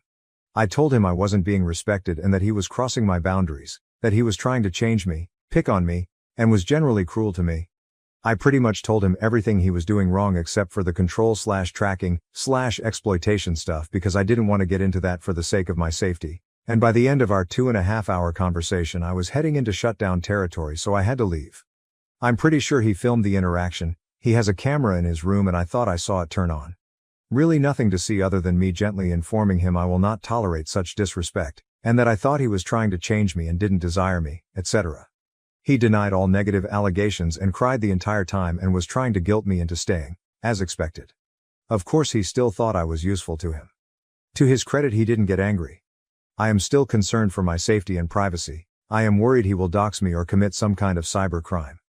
Highly unlikely, as he works for the government and his father, whom he is afraid of, controls him, pays his rent. Additionally, worth noting, his family name is already stained with sociopathy and there are mainstream news articles covering the crime, so it is highly unlikely he will do anything to me if he wants to get anywhere in life. Especially because he wants to seek further education and advance his career. When I broke up with him, I could see clearly that he has severe communication deficits. I believe this is caused by a combination of the double empathy problem, distractibility and focus issues from ADHD, as well as strong narcissistic traits. I don't think he understood half of what I was saying and the impact of his actions. He apologized profusely and told me he wanted to work on our issues together and that he doesn't want to break up. He then performed a bunch of future fakes and false promises to sell me on staying. I refused. I told him I crossed a line and that there is no going back, especially after body shaming. I explained to him that by body shaming someone, it will make them self-conscious and uncomfortable and therefore not want to have sex with someone. That got his attention, lol. I suspect he had a porn addiction, that he consumed a lot of goth porn, alternative girl porn, and got the wrong idea about me because I fall into some porn stereotypes targeting nerdy men. Think Belle Delphine type stuff. I like Japanese culture and used to be very goth. Maybe he thought I was one of those porn content creators who had a target audience of lonely nerdy men. He was also obsessed with the idea of me playing video games and was always trying to get me to start playing them. I know some people confuse fantasy with reality and were suspicious of that happening within our relationship. Towards the end of our time together, he was focusing solely on my image as well as his, and we no longer discussed anything intellectual as we did when we first began seeing each other. Our relationship had dissipated into something vapid and meaningless. This was not what I had signed up for. Upon further reflection, I think he really did confuse fantasy for reality and got the wrong idea about me completely, because he never listened to me when I tried to tell him what goth is about and that people have gotten the wrong in the past by assuming I was a nympho into kink due to my external appearance. Absolutely no shame in being into kink, it just is not for me right now. We were both virgins and I was not ready to go there yet. He always blocked out things he didn't want to hear or didn't align with the fantasy. It was startling how little he knew about me. He told me, "That doesn't sound like you," when I stood up for myself. He asked me, "Did you hear that somewhere?" When I told him we were having too many issues very early in the relationship and it just wasn't going to work. It's as if he didn't think I was capable of thinking for myself and had actual thoughts. Or I wasn't going to script, which is a narcissist tendency. Yet sometimes, he is respected by opinion, especially regarding topics of psychology and sociology. TBH, I thought he was some fantasy person who wanted me to solve all of his problems and fix his life. I became disenchanted when I was unable to instantly do that. He didn't know really anything about me and didn't take the time to learn about me and had some kind of fantasy version of me that existed in his head. He was more in love with the idea of having a girlfriend than me as a person. He thought the person in his head was the real me and that he was trying to help me. I do hope he seeks therapy. I wonder if he had a delusional disorder. He also had this idea that because we were both autistic, that we must think exactly the same. It doesn't work that way. We all are different colors of the spectrum, and my experience differs vastly from his due to subjective experience of life, factors like gender and upbringing, etc. etc. I feel so stupid for allowing this to go on for as long as it did. I am proud of myself for resisting the pressure he put on me to move in with him, give him money, and change my appearance, do uncomfortable sex acts, etc. It was a fairly easy exit and civil, but I still feel depressed. Mourning what could have been, perhaps. This is my first breakup, and his. So I am feeling all kinds of new and uncomfortable emotions and bodily sensations. I have alexithymia. So this is all very depressing and strange. I am happy with my decision and will not be looking back. I am fairly comfortable with being alone and will not be seeking a new relationship anytime soon, and will perhaps enter therapy to build my self-esteem. Writing out my situation and receiving feedback has allowed me to better understand a very complicated situation, and I thank all the lovely supportive people who commented on my post. Your time and kindness mean so much to me. Should I delete the shared photo album me and my ex have together? My and my abusive ex have a shared photo album that we made when we went on our first trip together. It was both of our first relationships and our first time having sex together. We lost our virginities to each other. Overall, it was a lovely memory and I fell for him deeply on this trip. Unfortunately, the memory became tainted after he turned into a complete monster and shattered my heart into a million pieces.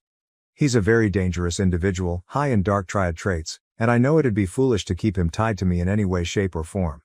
For some reason, I still don't know if I should delete the album.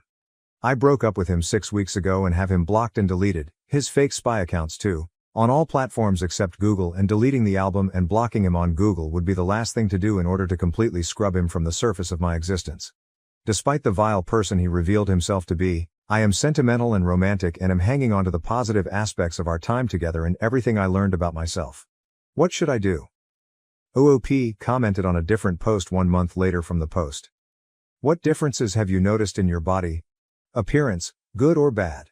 OOP's comment NC for almost 3 months. I don't know if it's due to my altered perception when I was seeing him. The constant put-downs did a number on my self-image, but I am like a different person now, inside and out. My skin conditions, acne, dermatitis, have cleared up completely.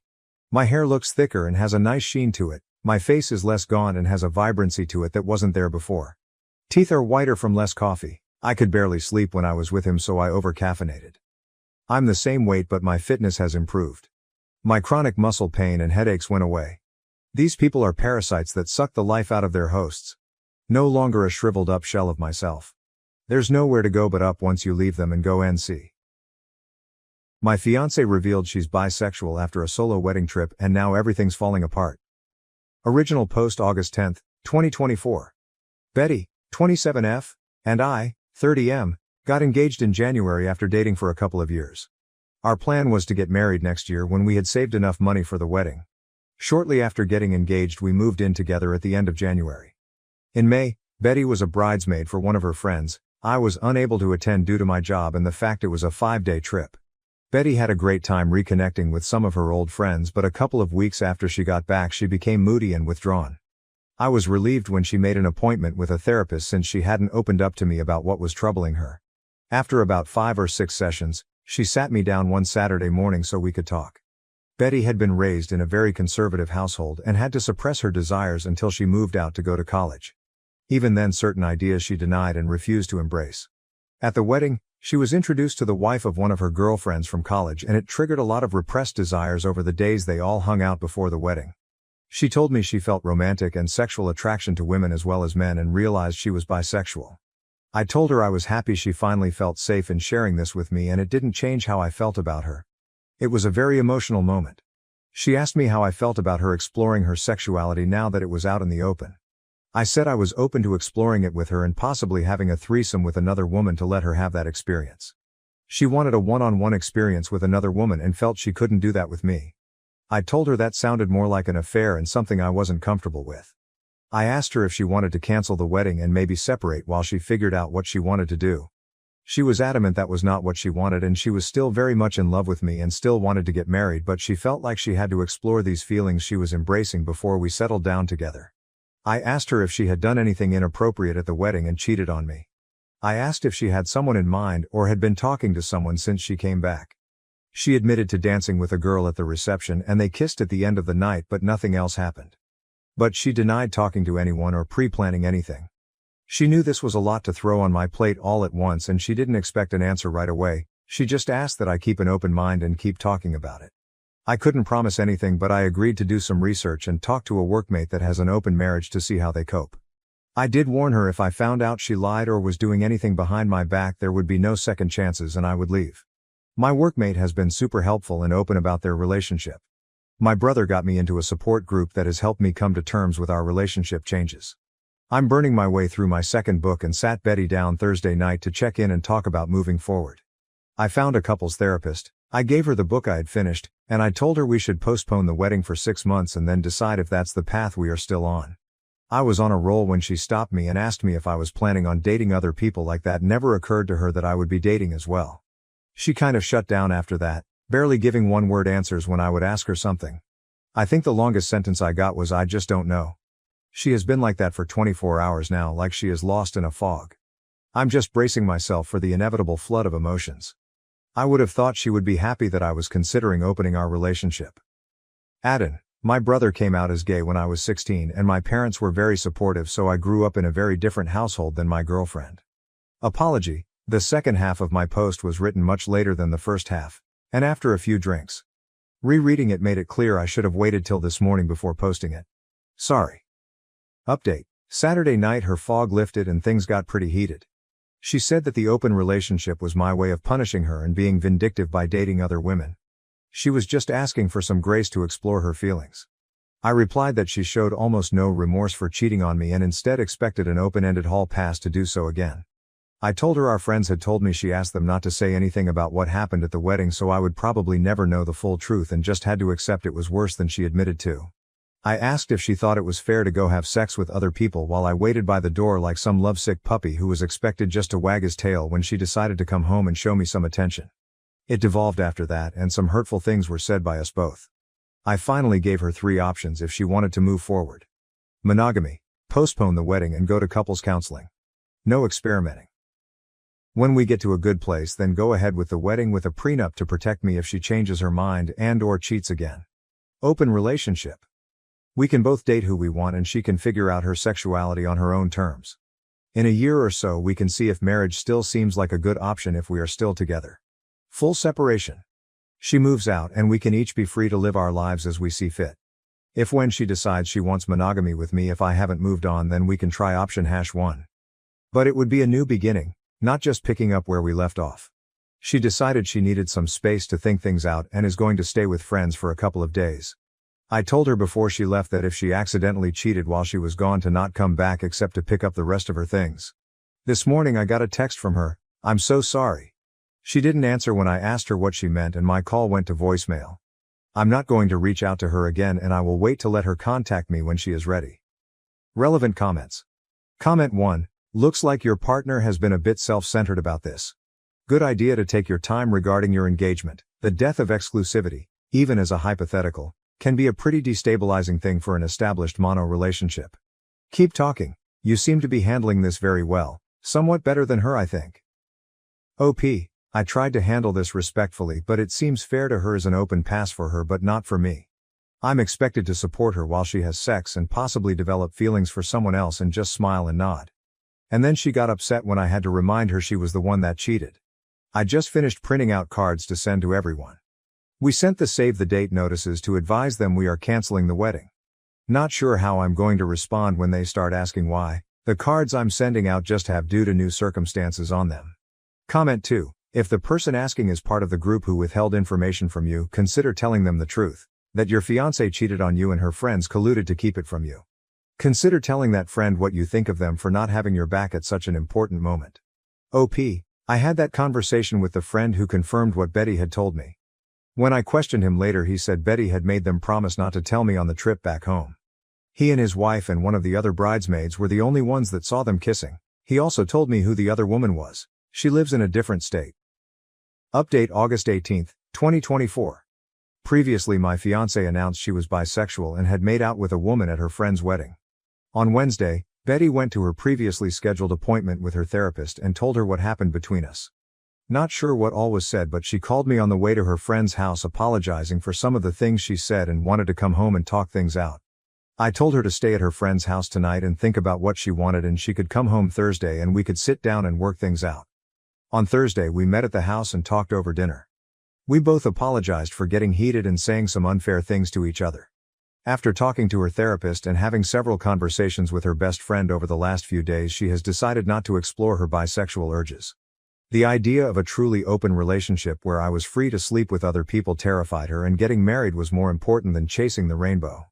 Her original idea had been just a free pass to see if she was missing something in her life and how important it was to her. I asked what she was asking for an ONS, just dating a woman, or having a full relationship. She couldn't tell me exactly what she wanted. I said that didn't sound very monogamous to me or very fair. She agreed, and that was why she was giving up on exploring those feelings. Next, she brought up the notes I sent out canceling our save the date notices for our wedding day. She said she was getting all kinds of calls about what happened and was caught unaware about what they were even talking about at first. She was upset that I did that without talking to her first. I reminded her that she loved 2 grenades in my lap, coming out as bisexual, and that she cheated on me, then left and wouldn't talk with me except for a cryptic, "I'm so sorry" text followed by silence. While I never said anything other than we were having issues and had to postpone the wedding, evidently there was speculation that she had cheated on me. She switched gears and said we could still get back on track and get married next spring. No, because now when one of us is out of town, my mind will be thinking about you cheating again, especially after coming out and wanting to have an affair to explore your sexuality. I said maybe after couples therapy we could get back to a good place again, but not by the end of the year, and it would be foolish to start planning and making financial commitments before we even knew if therapy was going to work. Plus I wanted a prenup to protect everything I brought into the marriage as well as my future retirement savings. Plus she would forfeit any equity if we bought a house. When she protested, I said if you plan to be faithful and not change your mind later, then it would never be a thing. Just something to give me some peace of mind. It's been an ongoing conversation for the last few days. Betty wants to rug sweep the incident at the wedding and move forward with our wedding. Exploring her sexuality is not worth sacrificing our relationship in her opinion. For now, we are back together and planning on counseling soon. In a post-clarity moment, I realize I rushed to embrace the idea of an open relationship to allow Betty the freedom to explore her new feelings, and I'm not as willing now to consider that option.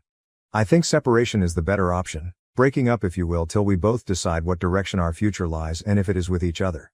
It's not what I want, but I also don't want to spend the next 3-5 years together only for her to change her mind or cheat on me one day. Relevant comments. Oop clarifies the chasing the rainbow comment and if he has a problem with her sexuality. Chasing the rainbow was her analogy, not mine. I didn't have a problem with her sexuality, the problem I had was she cheated. Granted, she only made out with someone, and wanted permission to have sex with someone else. Male or female, that is unacceptable in what I thought was our monogamous relationship. Being bisexual doesn't give you the right to have sex with someone else while you're already in an exclusive relationship. It just means you are attracted to twice as many people. I do want to be with her and support her, but that doesn't mean I support her dating other people to explore her sexuality while in a relationship with me. OOP on the best scenario is breaking up. Most of the scenarios in my head end up in disaster. Breaking up and letting her find her center might be the best option.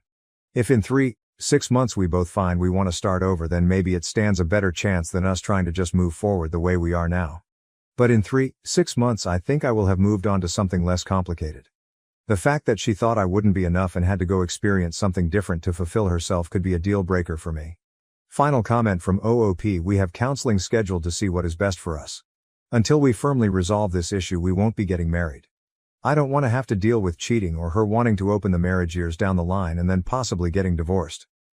New updates. What a crappy week. Counseling started badly, walked into the office and saw a large pride flag on the wall.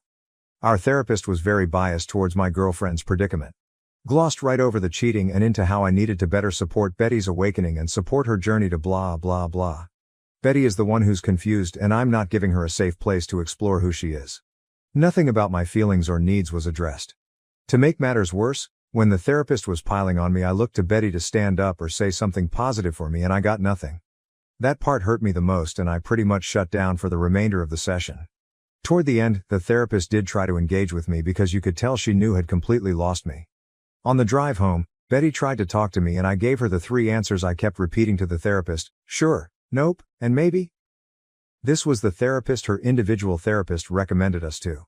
The next day I got a call from Betty's mom at my work wanting to know why we were postponing the wedding and that her family and friends had already started making plans. I told her she needed to take that up with her daughter. She kept badgering me until I finally told her Betty made out with someone at her friend's wedding and that was why things were on hold, and then I hung up on her.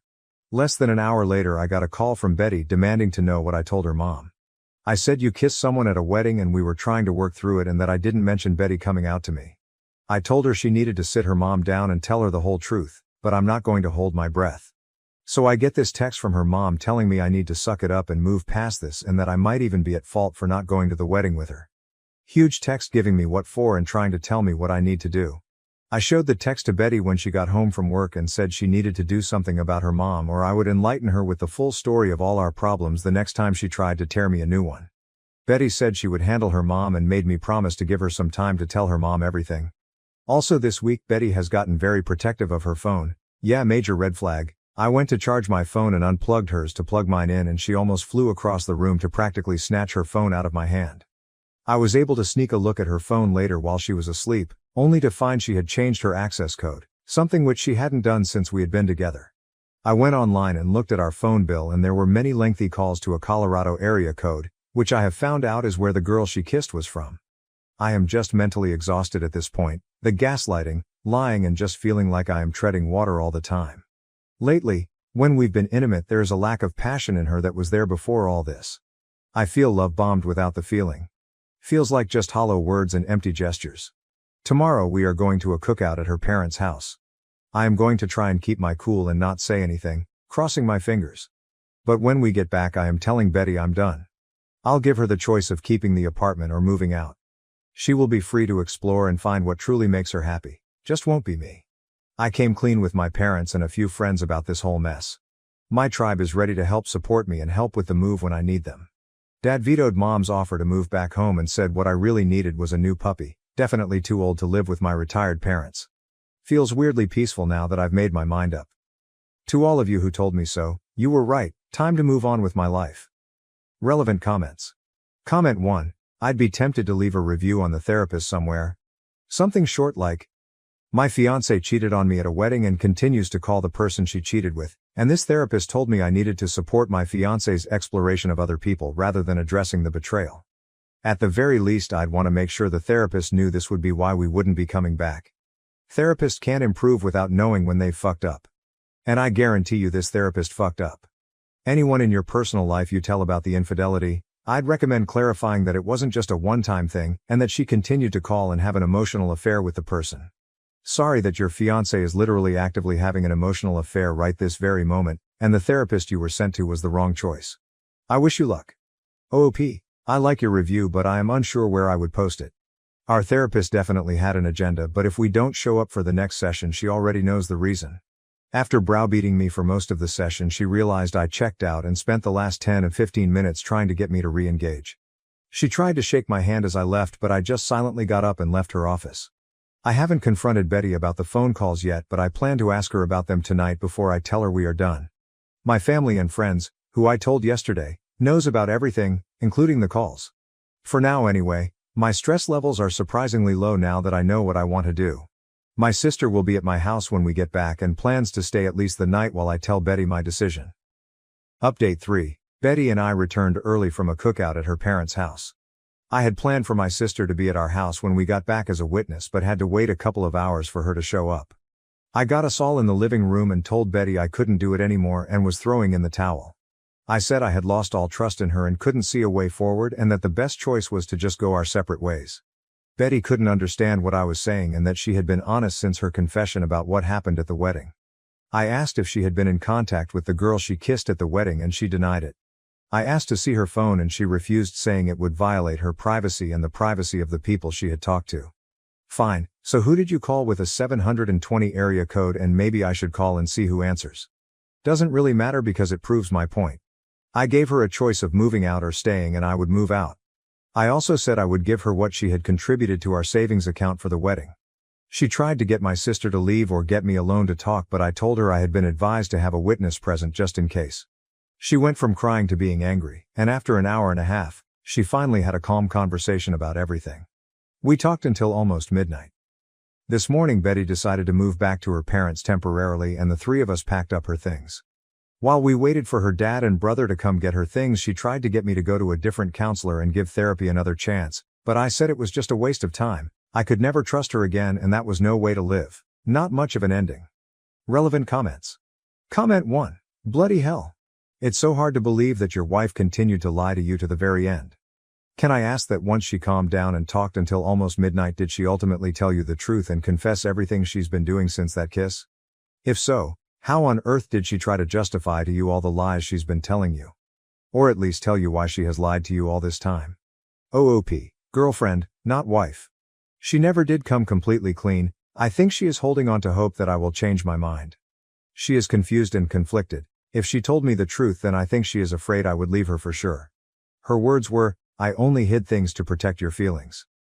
Comment 2. Have you spoken to her dad and brother? Or the friends that covered for her to see what she's been telling them and what they think of everything? I'd hate for her to paint you like the bad guy and claim this is all because of the kiss and not because of everything else. OOP, I did not talk with her brother or her dad when they came over. The friends that covered for her know almost everything from my point of view. Betty hasn't talked much with them since the wedding. The husband was especially upset that she had remained in touch with the woman she kissed, and his wife has been consoling, saying it was lucky I found out now rather than later. OOP on trying to save the relationship. At first I thought this was just a speed bump and something we could get past. But it became a sinkhole that just got deeper and deeper. I believe her first therapist got her started down the wrong path. But in the end she just became selfish and self-absorbed, which really turned me off. It kills me to think she threw away what we had and all the plans we had made. It was like she became a completely different person in such a short time. OOP on his relationship with her parents and changing the locks and the friends group. I had a great relationship with her family. It went south with her mom when I postponed the wedding. Her mom was all wrapped up in planning the wedding and was almost too involved. So when I pulled the plug she took it hard, almost personally. I got everything changed but the locks, waiting on the landlord for that. Definitely culling some friends after this. Most of my core group have been pretty solid through all of the drama. More on cutting back the friend group. No, not completely. They are part of a larger friend group. I keep my distance but try to remain polite. The rest of the group knows they kept the secret from me and they have gotten some grief over it. They both have been remorseful and have supported me as things have played out. The wife was friends with Betty and still talks with her quite a bit. The husband and I were really close, but I don't engage much with him anymore unless it's in the group setting. Final comments from OOP. I dropped a box with some things of hers we missed and some of her mail at her work today. She wanted to talk and possibly meet for dinner to talk, but I told her we just need to move on and leave. I have blocked her on everything and just want to put everything behind me. Well, she's gone for good. All of her stuff is out of the apartment and she got her part of the money we were saving for the wedding. I've blocked her on everything and have no plans to contact her again. I don't need closure, apologies, or explanations. She has made several attempts to reach out to me through friends and at work. The people at work know not to bother me and don't even take messages from her anymore. The friends I politely tell why I won't take her back and they understand and drop it usually. I've had to block a couple of people who keep after me to talk with her.